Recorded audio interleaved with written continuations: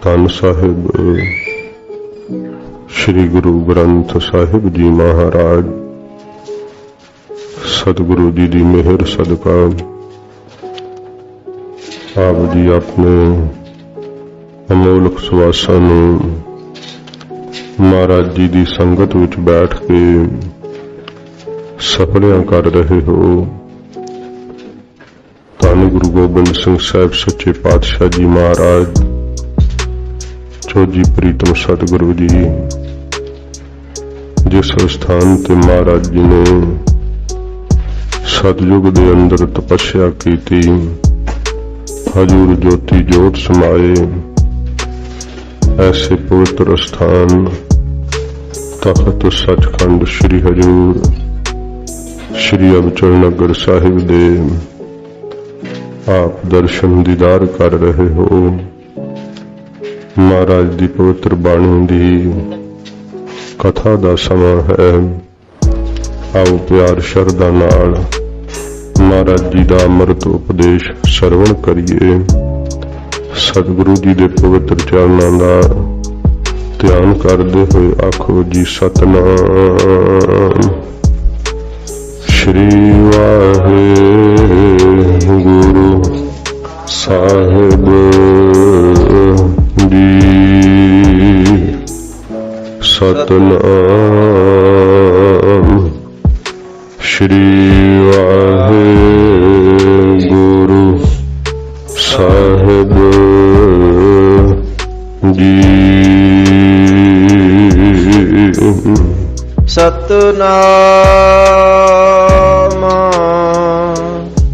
श्री वाहिगुरु जी। सलोक महला पहला। सच्चे पातशाह गरीब नवाज जगत दे मालक धन गुरु नानक देव सच्चे पातशाह जी महाराज हजूर आशा दी वार दा ये 16वां श्लोक सच्चे पातशाह जी महाराज बख्शिश कर रहे हैं। गौ बिरहमण का कर लावहो। ये पवित्र सच्चे पातशाह ने जो शब्द है सुल्तानपुर लोधी विच महाराज जी ने उच्चारण किया है, शब्द दी उठान का है। गरीब नवाज सतगुरु जी जिथे सतगुरु जी का पवित्र स्थान गुरुद्वारा बेर साहिब है, महाराज जी ने जिथे दातन गड्डी सी अज जो बेरी साहिब सुंदर बनी हुई है, इथे साध संगत जी वेई दे उत्ते बहलोल लोधी वल्लों पुल बनाया गया सीगा ते उस पुल दे उत्ते आउंदियां जांदियां कोलों जिहड़ा सीगा मसूल लिया जांदा सीगा। जिहड़ा पुल दे उत्तों दी लंघे उहनूं मसूल दे करके लंघना पैंदा सीगा। दुआबे दे विचों एक ब्राह्मण आया है, उन्होंने किसी ने गऊ दान की सीगी ते ब्राह्मण बहुत गरीब सीगा। वो जदों आया उस पुल दे उत्ते लंघण लई तां इस मसूलीए ने उसनूं रोक लिया। इधरों सतगुरु गुरु नानक साहिब जी महाराज जी भी चल करके उत्थे आए। हजूर ये सारी प्रक्रिया वेख रहे है। वो जिहड़ा मसूलिया ना दौलत खान दा बिठाया होया वो है तां खतरी,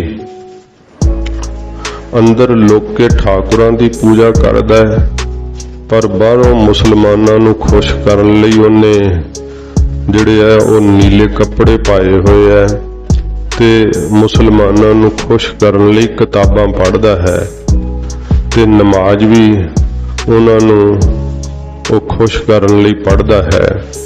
इउं जदों ब्राह्मण गऊ लैके उत्थे आया ते इस ने रोक लिया है, कहन लगा बई तू 4 आने गऊ दा टैक्स लगूगा ते 4 आने तेरा टैक्स लगूगा ते ये 8 आने दे ते लंघ जा। ब्राह्मण कहंदा मैं तां गरीब हाँ, मेरे कोल ते 2 आने ही है। उन्हें फिर गऊ नूं ते ब्राह्मण नूं उत्थे रोक छड्डिया ਜਦੋਂ ਕਾਫੀ ਚਿਰ ਬ੍ਰਾਹਮਣ ਵੀ ਭੁੱਖਾ ਸੀ, ਗਊ ਵੀ ਭੁੱਖੀ ਸੀ, ਜਦੋਂ ਰੋਕ ਛੱਡਿਆ ਤੇ ਗਊ ਨੇ ਫਿਰ ਗੋਬਰ ਕੀਤਾ। ਉਹਨੇ ਉਹ ਗਊ ਦਾ ਗੋਬਰ ਉਠਾ ਕੇ ਨਾ ਅੰਦਰ ਜਾ ਕਰਕੇ ਉਹ ਗੋਬਰ ਨੂੰ ਸੁੱਚਾ ਮੰਨਦੇ ਆ ਨਾ, ਤਾਂ ਉਹਦਾ ਲੀਪਣ ਕਰਕੇ ਉਹਦਾ ਪੋਚਾ ਫੇਰ ਕੇ ਤੇ ਫਿਰ ਠਾਕੁਰਾਂ ਦੀ ਪੂਜਾ ਕੀਤੀ ਤੇ ਬ੍ਰਾਹਮਣ ਨੂੰ ਤੇ ਗਊ ਨੂੰ ਨਹੀਂ ਲੰਘਣ ਦਿੱਤਾ। ਫਿਰ ਇੱਕ ਰਾਹਗੀਰ ਆਇਆ, ਕੋਈ ਦਇਆਵਾਨ ਸੀਗਾ, ਉਸਨੇ ਬ੍ਰਾਹਮਣ ਦਾ ਵੀ ਮਸੂਲ ਤਾਰਿਆ ਤੇ ਗਊ ਦਾ ਵੀ ਮਸੂਲ ਤਾਰਿਆ। ਫਿਰ ਉਹ ਗਊ ਨੂੰ ਤੇ ਬ੍ਰਾਹਮਣ ਨੂੰ ਉਸਨੇ ਲੰਘਣ ਦਿੱਤਾ। ਉਹਦੀ ਇਹ ਪ੍ਰਕਿਰਿਆ ਵੇਖ ਕੇ ਸੱਚੇ ਪਾਤਸ਼ਾਹ ਜੀ ਨੇ ਫਿਰ ਇਹ ਸ਼ਬਦ ਗਰੀਬ ਨਵਾਜ ਨੇ ਉੱਥੇ ਹਜ਼ੂਰ ਨੇ ਸਿੱਖਿਆ ਵਜੋਂ ਮਹਾਰਾਜ ਉਚਾਰਨ ਕੀਤਾ। ਸਤਿਗੁਰੂ ਜੀ ਫਰਮਾਉਂਦੇ ਹਨ, ਗਊ ਬਿਰਹਮਣ ਕੋ ਕਰ ਲਾਵਹੁ। ਸਤਿਗੁਰੂ ਜੀ ਕਹਿੰਦੇ ਭਾਈ ਤੂੰ ਮਸੂਲੀਆ ਬਣਿਆ ਹੋਇਆ ਗਊ ਨੂੰ ਤੇ ਬ੍ਰਾਹਮਣ ਨੂੰ ਕਰ ਮਸੂਲ ਲਾ ਰਿਹਾ ਹੈ। ਬ੍ਰਾਹਮਣ ਨੂੰ ਤੁਸੀਂ ਦੇਵਤਾ ਮੰਨਦੇ ਆ, ਪੂਜਦੇ ਆ ਨਾ ਬ੍ਰਾਹਮਣ ਨੂੰ, ਤੇ ਗਊ ਨੂੰ ਤੁਸੀਂ ਮਾਤਾ ਮੰਨਦੇ ਆ, ਗਊ ਦਾ ਵੀ ਪੂਜਨ ਕਰਦੇ ਆ। ਇਹ ਤਾਂ ਤੁਹਾਡੇ ਜਿਹੜੇ ਆ ਧਰਮ ਦੇ ਅਨੁਸਾਰ ਤੁਹਾਡੇ ਪੂਜਕ ਵੈ ਤੇ ਉਹਨਾਂ ਆਪਣੇ ਪੂਜਕ ਯੋਗ ਦੇਵਤੇ ਬ੍ਰਾਹਮਣ ਨੂੰ ਕਰ ਮਸੂਲ ਲਾ ਰਹੇ ਹੋ, ਤੇ ਜਿਹੜੀ ਗਊ ਦੀ ਪੂਜਾ ਕਰਦੇ ਉਸ ਗਊ ਨੂੰ ਵੀ ਤੁਸੀਂ ਟੈਕਸ ਲਾ ਰਹੇ ਹੋ, ਮਸੂਲ ਲਾ ਰਹੇ ਹੋ। ਗੋਬਰ ਤਰਣ ਨ ਜਾਈ। ਤੇ ਆ ਜਿਹੜਾ ਗੋਬਰ ਕੀਤਾ ਹੈ ਗਊ ਨੇ, ਇਹ ਅੰਦਰ ਜਾ ਕਰਕੇ ਲੀਪਣ ਕਰ ਲਿਆ ਹੈ, ਪੋਚਾ ਫੇਰ ਲਿਆ ਤੇ ਠਾਕੁਰਾਂ ਦੀ ਪੂਜਾ ਕਰ ਲਈ ਹੈ। ਮਹਾਰਾਜ ਕਹਿੰਦੇ ਹੁਣ ਗੋਬਰ ਨਾਲ ਤਰਿਆ ਜਾਊਗਾ, ਫਿਰ ਇਹ ਗੋਬਰ ਧਾਰ ਦੂਗਾ, ਇਹ ਸਦਗਤੀ ਦੇ ਦੇਵੇਗਾ। ਮਹਾਰਾਜ ਜੀ ਕਹਿੰਦੇ ਗੋਬਰ ਦੇ ਨਾਲ ਲੀਪਣ ਕਰਨ ਨਾਲ, ਪੋਚਾ ਕਰਨ ਨਾਲ ਨਹੀਂ ਤਰਿਆ ਜਾਣਾ। ਸੰਸਾਰ ਦੇ ਅੰਦਰ ਇਹ ਜੋ ਮਹਾਰਾਜ ਜੀ ਕਹਿੰਦੇ ਆ ਕਿ ਸਮੁੰਦਰ ਹੈ, ਇਹ ਬੜਾ ਭੈਦਾਇਕ ਸੰਸਾਰ ਸਮੁੰਦਰ, ਇਹਦੇ ਤੋਂ ਫਿਰ ਤੇਰੇ ਕੋਲੋਂ ਤਰਿਆ ਨਹੀਂ ਜਾਵੇਗਾ, ਕਿਉਂਕਿ ਜਿਨ੍ਹਾਂ ਨੂੰ ਤੁਸੀਂ ਪੂਜਨੀਕ ਮੰਨਦੇ ਆ ਉਹਨਾਂ ਦਾ ਤੇ ਨਰਾਦਰ ਕੀਤਾ ਹੈ, ਬ੍ਰਾਹਮਣ ਦਾ ਵੀ ਨਰਾਦਰ ਕੀਤਾ ਹੈ। ਇਹ ਸਾਧ ਸੰਗਤ ਜੀ ਸਮੇਂ ਮੁਤਾਬਕ ਹੁੰਦਾ ਹੈ, ਜਿਹਦਾ ਰਾਜ ਹੁੰਦਾ ਨਾ ਲੋਕ ਉਹਦੇ ਹੀ ਅਨੁਸਾਰੀ ਹੋ ਜਾਂਦੇ ਆ। ਆਪਣੇ ਲੋਕਾਚਾਰੀ ਮੁਤਾਬਕ ਆਪਣਾ ਧਰਮੀ ਕਰਮ ਕਰੀ ਜਾਂਦੇ ਆ ਤੇ ਸਰਕਾਰ ਦੇ ਜ਼ੋਰ ਨਾਲ ਉਹਨਾਂ ਦੇ ਵੀ ਧਰਮ ਦਾ ਕਰਮ ਕਰੀ ਜਾਂਦੇ, ਕਹਿੰਦੇ ਕਿ ਇੱਕੋ ਹੀ ਆ ਸਾਰਾ ਕੁਝ, ਪਰ ਅੰਦਰੋਂ ਗਿਆਨ ਨਹੀਂ। ਲੋਕਾਚਾਰੀ ਕਰਕੇ, ਆਪਣੇ ਭਾਈਚਾਰੇ ਕਰਕੇ ਆਪਣੇ ਧਰਮ ਦੇ ਕਰਮ ਕਰਦੇ ਆ ਤੇ ਸਰਕਾਰ ਦੇ ਜ਼ੋਰ ਨਾਲ ਡਰਦੇ ਹੋਏ ਜਿਹੜਾ ਕੋਈ ਸਰਕਾਰ ਧਰਮ ਪ੍ਰਚਲਿਤ ਕਰੇ ਉਸ ਧਰਮ ਨੂੰ ਮੰਨਦੇ ਆ ਤੇ ਕਰਮ ਸਾਰੇ ਜਿਹੜੇ ਆ ਉਹ ਸਰਕਾਰ ਦੇ ਰੋਹਬ ਦੇ ਅਧੀਨ, ਹਕੂਮਤ ਦੇ ਰੋਹਬ ਦੇ ਅਧੀਨ ਕਰਦੇ ਆ। ਆਪਣੇ ਧਰਮ ਨਾਲ ਉਹਨਾਂ ਦਾ ਕੋਈ ਮਤਲਬ ਨਹੀਂ ਹੁੰਦਾ, ਧਰਮ ਦਾ ਕਰਮ ਉਹਨਾਂ ਲਈ ਵਿਖਾਵਾ ਹੁੰਦਾ ਹੈ। ਤੇ ਧਰਮ ਦੇ ਉੱਤੇ ਜਿਹੜੇ ਧਰਮ ਦੇ ਅਸਲੀ ਕਰਮ ਹੁੰਦੇ, ਜਿਵੇਂ ਵੇਖੋ ਗੁਰੂ ਮਹਾਰਾਜ ਸਾਹਿਬ ਜੀ ਦੇ ਉਦਾਂ ਤੇ ਪੁਰਬ ਮਨਾਉਂਦੇ, ਅਸੀਂ ਕਹਿੰਦੇ ਕਿ ਮਹਾਰਾਜ ਦੇ ਪੁਰਬ ਮਨਾਉਣ ਲੱਗੇ ਆਂ ਜੀ, ਤੇ ਗੁਰੂ ਕੇ ਲੰਗਰਾਂ ਤੇ ਟੈਕਸ ਲਾਉਂਦੇ ਆ। ਲੰਗਰਾਂ ਦੀ ਰਸਤ ਉੱਤੇ ਇਹ ਟੈਕਸ ਲਾਇਆ ਜਾਂਦਾ ਹੈ। ਗੁਰੂ ਘਰਾਂ ਦੀਆਂ ਬਿਜਲੀਆਂ ਜਿਹੜੀਆਂ ਬੱਤੀਆਂ ਜਲਦੀਆਂ, ਇਹਨਾਂ ਨੂੰ ਕਮਰਸ਼ੀਅਲ ਸਾਧ ਸੰਗਤ ਜੀ ਪੇ ਕਰਨਾ ਪੈਂਦਾ ਹੈ। ਚਲੋ ਇਹ ਨਹੀਂ ਹੈ ਕਿ ਤੁਸੀਂ ਕੋਈ ਮੁਆਫ ਕਰੋ, ਪਰ ਕੀ ਹੈ ਵੀ ਇਹ ਕਮਰਸ਼ੀਅਲ ਥਾਂ ਤਾਂ ਨਹੀਂ ਹੈ, ਤਾਂ ਪੂਜਾ ਵਾਲਾ ਥਾਂ ਹੈ, ਇਹ ਤਾਂ ਇਬਾਦਤ ਵਾਲਾ ਥਾਂ ਹੈ। ਇਸ ਕਰਕੇ ਜਿਹੜੇ ਲੋਕ ਖੁਦ ਗਰਜ ਹੁੰਦੇ ਆ ਸੰਸਾਰ ਦੇ ਅੰਦਰ, ਉਹ ਸਰਕਾਰੀ ਸਾਧ ਸੰਗਤ ਜੀ ਜ਼ੁਲਮ ਨੂੰ ਜਿਹੜਾ ਹੈ ਉਹ ਧਰਮ ਦਾ ਨਾਮ ਦੇ ਕਰਕੇ ਅਪਣਾ ਲੈਂਦੇ ਆ ਤੇ ਉਸ ਜਿਹੜਾ ਹੈ ਜ਼ਬਰ ਨੂੰ ਉਹ ਅਨੁਸਾਰੀ ਹੋ ਜਾਂਦੇ ਉਸ ਜ਼ਬਰ ਦੇ, ਤੇ ਲੋਕਾਂ ਨੂੰ ਦਿਖਾਉਂਦੇ ਆ ਕਿ ਅਸੀਂ ਧਰਮੀ ਵੀ ਹਾਂ ਤੇ ਅਸੀਂ ਜਿਹੜਾ ਹੈ ਉਹ ਦਸਾਂ ਨੌਹਾਂ ਦੀ ਕਿਰਤ ਵੀ ਕਰਦੇ ਆ ਤੇ ਅਸੀਂ ਚੰਗੇ ਆ ਤੇ ਸਾਡੀ ਸਦਗਤੀ ਵੀ ਹੋਵੇਗੀ। ਮਹਾਰਾਜ ਜੀ ਕਹਿੰਦੇ ਵੀ ਐਸਾ ਨਹੀਂ, ਜਿਹੜਾ ਸੱਚੇ ਦਿਲੋਂ ਪਰਮੇਸ਼ਰ ਨਾਲ ਨਹੀਂ ਜੁੜਦਾ ਉਹਨੂੰ ਸਦਗਤੀ ਨਹੀਂ ਪ੍ਰਾਪਤ ਹੋ ਸਕਦੀ। ਇਹ ਹੈ ਤਾਂ ਧਰਮ ਦਾ ਛਤਰੀ, ਤੇ ਪਰ ਇਸ ਨੇ ਤੁਰਕਾਂ ਨੂੰ ਖੁਸ਼ ਕਰਨ ਲਈ ਉਤੋਂ ਤੁਰਕਾਂ ਵਾਲਾ ਬਾਣਾ ਵੀ ਧਾਰਨ ਕੀਤਾ ਤੇ ਅੱਧਾ ਪਚੱਧਾ ਆਪਣਾ ਹਿੰਦੂਆਂ ਵਾਲਾ ਵੀ ਧਾਰਨ ਕੀਤਾ ਹੋਇਆ ਹੈ। ਤਾਂ ਮਹਾਰਾਜ ਸੱਚੇ ਪਾਤਸ਼ਾਹ ਜੀ ਇਸ ਨੂੰ ਸੰਬੋਧਨ ਹੋਏ ਇਸ ਖੱਤਰੀ ਨੂੰ ਕਹਿੰਦੇ ਆ ਕਿ ਭਾਈ ਗਊ ਨੂੰ ਤੁਸੀਂ ਪੂਜਨੀਕ ਮੰਨਦੇ ਆ, ਫਿਰ ਬ੍ਰਾਹਮਣ ਨੂੰ ਤੁਸੀਂ ਦੇਵਤਾ ਮੰਨ ਕੇ ਪੂਜਦੇ ਆ, ਇੰਨਾ ਸਤਿਕਾਰ ਕਰਦੇ ਆ, ਤੇ ਇਹਨਾਂ ਨੂੰ ਤਾਂ ਤੂੰ ਟੈਕਸ ਲਾਤਾ, ਤੇ ਜਿਹੜਾ ਗੋਬਰ ਸੀ ਗਊ ਦਾ ਉਹ ਚੁੱਕ ਕੇ ਤੂੰ ਅੰਦਰ ਪੋਚਾ ਦੇ ਲਿਆ। ਦੱਸ ਹੁਣ ਤੂੰ ਮਹਾਰਾਜ ਕਹਿੰਦੇ ਭਾਈ ਗੋਬਰ ਦੇ ਨਾਲ ਤੇਰੇ ਕੋਲੋਂ ਤਰਿਆ ਜਾਊਗਾ? ਗੋਬਰ ਦਾ ਪੋਚਾ ਦੇਣ ਨਾਲ ਨਹੀਂ ਤਰਿਆ ਜਾ ਸਕਦਾ। ਧੋਤੀ ਟਿੱਕਾ ਤਾਂ ਜਪ ਮਾਲੀ।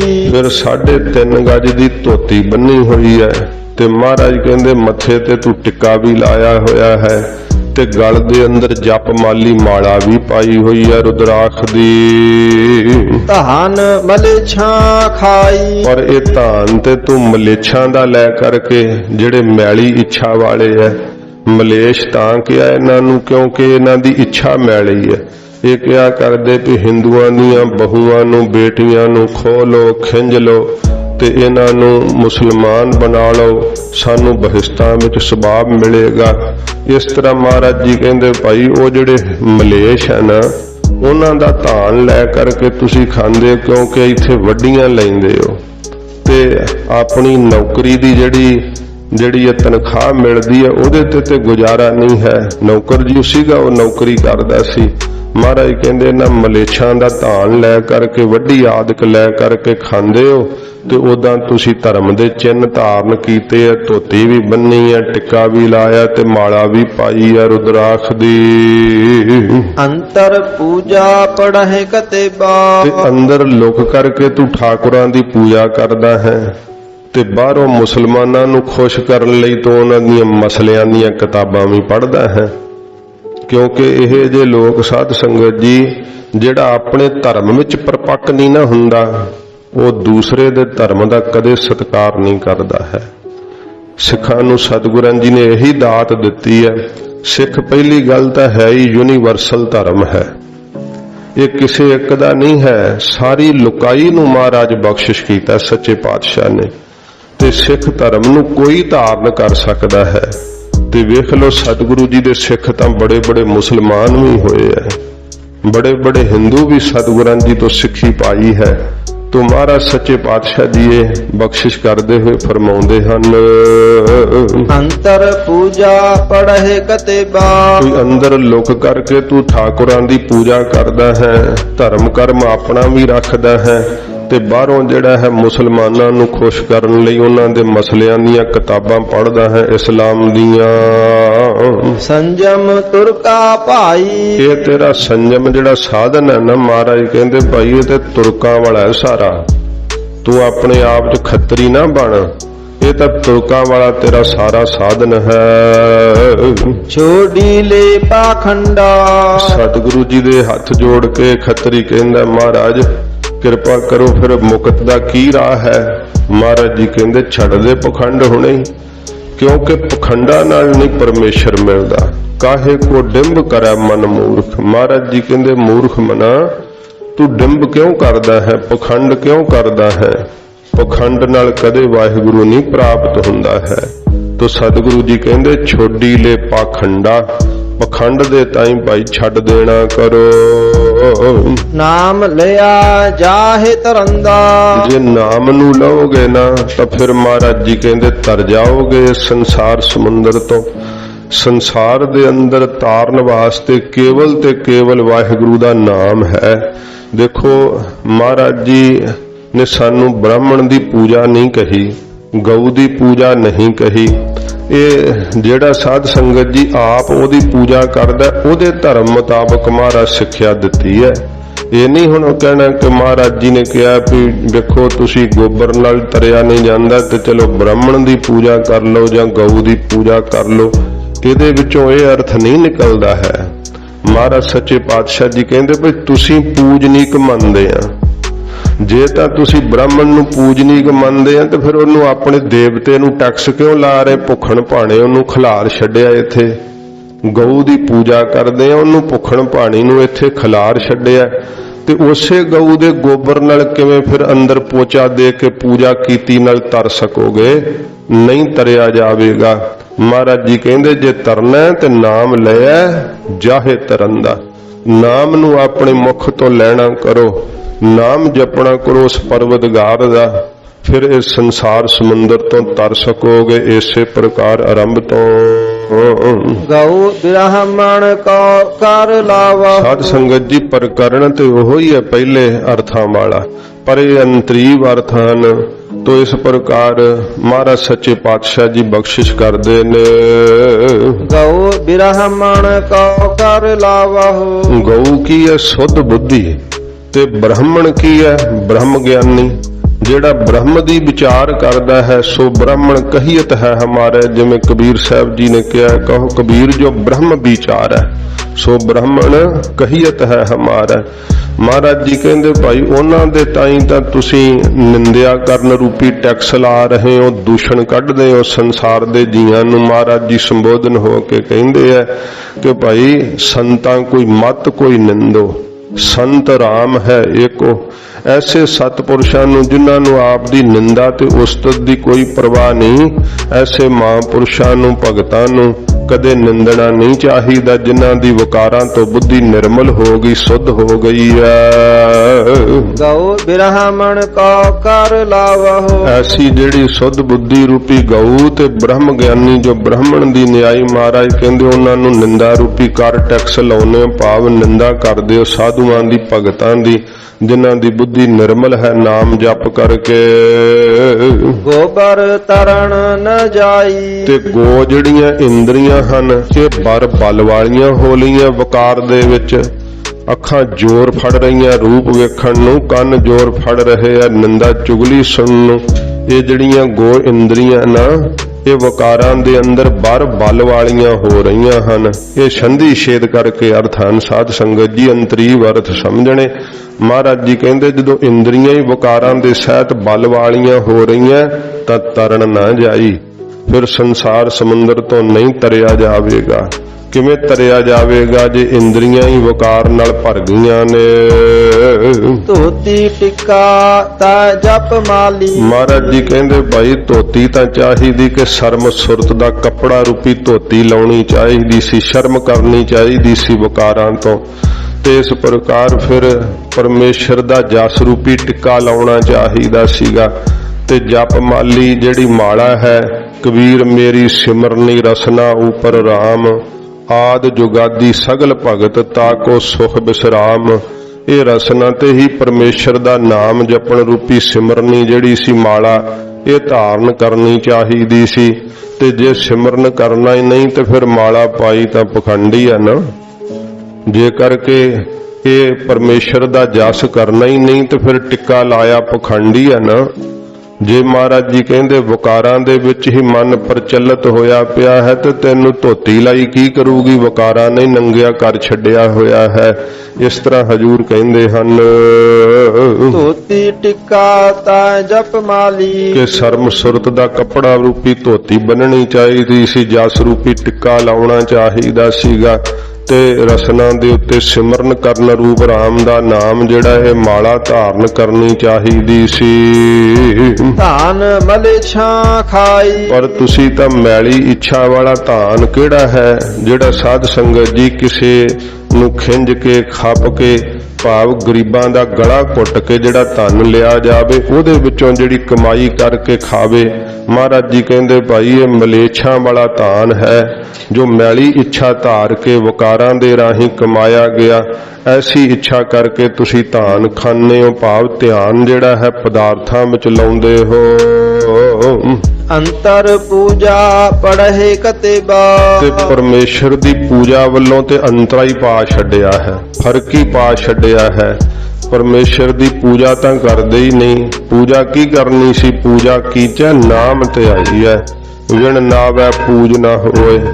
ਇਹ ਪੂਜਾ ਕਰਨੀ ਚਾਹੀਦੀ ਸੀ ਨਾ, ਪਰ ਮਹਾਰਾਜ ਕਹਿੰਦੇ ਇਹ ਪੂਜਾ ਕੀਤੀ ਨਹੀਂ, ਪੂਜਾ ਵੱਲੋਂ ਤਾਂ ਅੰਤਰਾ ਪਾ ਛੱਡਿਆ ਤੇ ਪੜ੍ਹੇ ਕਿਤਾਬਾਂ, ਬਾਹਰੋਂ ਵਿਸ਼ਿਆਂ ਵਿਕਾਰਾਂ ਵਾਲੀਆਂ ਕਿਤਾਬਾਂ ਭਾਈ ਪੜ੍ਹੀ ਜਾਂਦੇ ਹੋ, ਜਿਨ੍ਹਾਂ ਵਿੱਚ ਬੜੇ ਬੜੇ ਨਾਵਲ ਹੁੰਦੇ ਆ, ਅਸ਼ਲੀਲ ਨਾਵਲ ਜਿਹੜੇ ਆ ਉਹਨਾਂ ਨੂੰ ਪੜ੍ਹੀ ਜਾਣਾ। ਕਈਆਂ ਦੀ ਇਹੀ ਰੁਚੀ ਹੁੰਦੀ ਹੈ, ਸਾਰਾ ਸਾਰਾ ਦਿਨ ਨਾਵਲ ਹੀ ਪੜ੍ਹੀ ਜਾਂਦੇ ਆ। ਸੰਜਮ ਤੁਰ ਕਾ ਭਾਈ। ਮਹਾਰਾਜ ਜੀ ਕਹਿੰਦੇ ਇਹ ਜਿਹੜਾ ਸੰਜਮ ਹੈ ਨਾ, ਵਿਸ਼ਿਆਂ ਵਿਕਾਰਾਂ ਵਾਲੀਆਂ ਕਿਤਾਬਾਂ ਦੇ ਪੜ੍ਹਨ ਦਾ ਤੇ ਪਰਮੇਸ਼ਰ ਦੇ ਨਾਮ ਜਪਣ ਦੀ ਪੂਜਾ ਵੱਲੋਂ ਅੰਤਰਾ ਪਾ ਛੱਡਣਾ, ਇਹ ਸੰਜਮ ਤਾਂ ਮਹਾਰਾਜ ਕਹਿੰਦੇ ਤੁਰ ਕਾ ਭਾਵ ਤੁਰ ਜਾਣ ਵਾਲਾ, ਇਹਦੇ ਨਾਲ ਕੋਈ ਭਲਾ ਨਹੀਂ ਹੋਊਗਾ, ਇਹਦੇ ਨਾਲ ਕੋਈ ਤੁਹਾਨੂੰ ਆਤਮਿਕ ਸ਼ਾਂਤੀ ਨਹੀਂ ਮਿਲ ਸਕਦੀ। ਛੋਡੀ ਲੈ ਪਾਖੰਡਾ। ਮਹਾਰਾਜ ਜੀ ਕਹਿੰਦੇ ਭਾਈ ਪਾਪ ਨੂੰ ਖੰਡਨ ਕਰੋ, ਪਾਪ ਨਹੀਂ ਕਰਨਾ ਚਾਹੀਦਾ, ਵਾਹਿਗੁਰੂ ਵੇਖਦਾ ਹੈ, ਇਸ ਕਰਕੇ ਪਖੰਡ ਨੂੰ ਛੱਡ ਦੇਣਾ ਚਾਹੀਦਾ ਏ। ਨਾਮ ਲਿਆ ਜਾਹੇ ਤਰੰਦਾ। ਜਿਹੜਾ ਨਾਮ ਲਏਗਾ ਨਾ ਪਰਮੇਸ਼ਰ ਦਾ, ਉਹ ਹੀ ਮਹਾਰਾਜ ਕਹਿੰਦੇ ਤਰ ਜਾਏਗਾ ਸੰਸਾਰ ਤੋਂ, ਕਿਉਂਕਿ ਨਾਮ ਹੀ ਬੋਹਿਤ ਹੈ। ਨਾਮ ਦੇ ਜਪਣੇ ਕਰਕੇ ਮਹਾਰਾਜ ਕਹਿੰਦੇ ਭਾਈ ਤਰਿਆ ਜਾਂਦਾ, ਪਹਿਲਾਂ ਵੀ ਹੁਣ ਵੀ ਤੇ ਅੱਗੇ ਨੂੰ ਵੀ ਨਾਮ ਨਾਲ ਹੀ ਸੰਸਾਰ ਤੋਂ ਉਧਾਰ ਹੋਵੇਗਾ। ਮਹੱਲਾ ਪਹਿਲਾ। ਪਹਿਲੇ ਪਾਤਸ਼ਾਹ ਗਰੀਬ ਨਵਾਜ ਫਰਮਾਉਂਦੇ ਆ, ਮਾਨਸ ਖਾਣੇ ਕਰਹਿ ਨਿਵਾਜ। ਫਿਰ ਇਹ ਖੱਤਰੀ ਕਹਿੰਦਾ ਮਹਾਰਾਜ ਵੇਖੋ ਇਹ ਸਾਰੇ ਲੋਕ ਹੀ ਮਹਾਰਾਜ ਇਸ ਤਰ੍ਹਾਂ ਹੀ ਕਰਦੇ ਆ, ਮੈਂ ਕੋਈ ਵੱਖਰਾ ਕਰਦਾ, ਇਹਨਾਂ ਦਾ ਕੀ ਹਾਲ ਹੋਊਗਾ? ਫਿਰ ਮਹਾਰਾਜ ਜੀ ਇਹਨਾਂ ਦੀ ਕੀ ਸਥਿਤੀ ਹੈ, ਕੀ ਹਾਲਤ ਹੈ, ਇਹ ਕਿਰਪਾ ਕਰਕੇ ਫਿਰ ਦੱਸੋ। ਤਾਂ ਮਹਾਰਾਜ ਜੀ ਫਿਰ ਇਸ ਖੱਤਰੀ ਦੇ ਬੇਨਤੀ ਕਰਨ ਤੋਂ ਹਜੂਰ ਕਹਿੰਦੇ ਹਨ, ਮਾਨਸ ਖਾਣੇ ਕਰਹਿ ਨਿਵਾਜ। ਮਹਾਰਾਜ ਜੀ ਕਹਿੰਦੇ ਮਾਨਸ ਖਾਣੇ ਐ, ਮਾਨਸਾਂ ਦਾ ਲਹੂ ਪੀਂਦੇ ਆ ਮਨੁੱਖਾਂ ਦਾ। ਜਿਹੜਾ ਸਾਧ ਸੰਗਤ ਜੀ ਕਿਸੇ ਦੇ ਨਾਲ ਛਲ ਕਰਨਾ, ਕਪਟ ਕਰਨਾ ਨਾ, ਜਿਵੇਂ ਮਲਕ ਭਾਗੋ ਸੀਗਾ, ਉਹ ਮਹਾਰਾਜ ਜੀ ਨੂੰ ਬ੍ਰਹਮ ਭੋਜ ਤੇ ਬੁਲਾਉਂਦਾ ਸੀ ਨਾ, ਹਜੂਰ ਨਹੀਂ ਸੀ ਗਏ, ਕਿਉਂਕਿ ਮਹਾਰਾਜ ਨੂੰ ਪਤਾ ਸੀ ਕਿ ਇਹ ਮਾਨਸ ਖਾਣਾ ਹੈ। ਗਰੀਬਾਂ ਦੇ ਲਹੂ ਨਾਲ ਇਹਨੇ ਮਾਇਆ ਇਕੱਤਰ ਕੀਤੀ ਹੈ।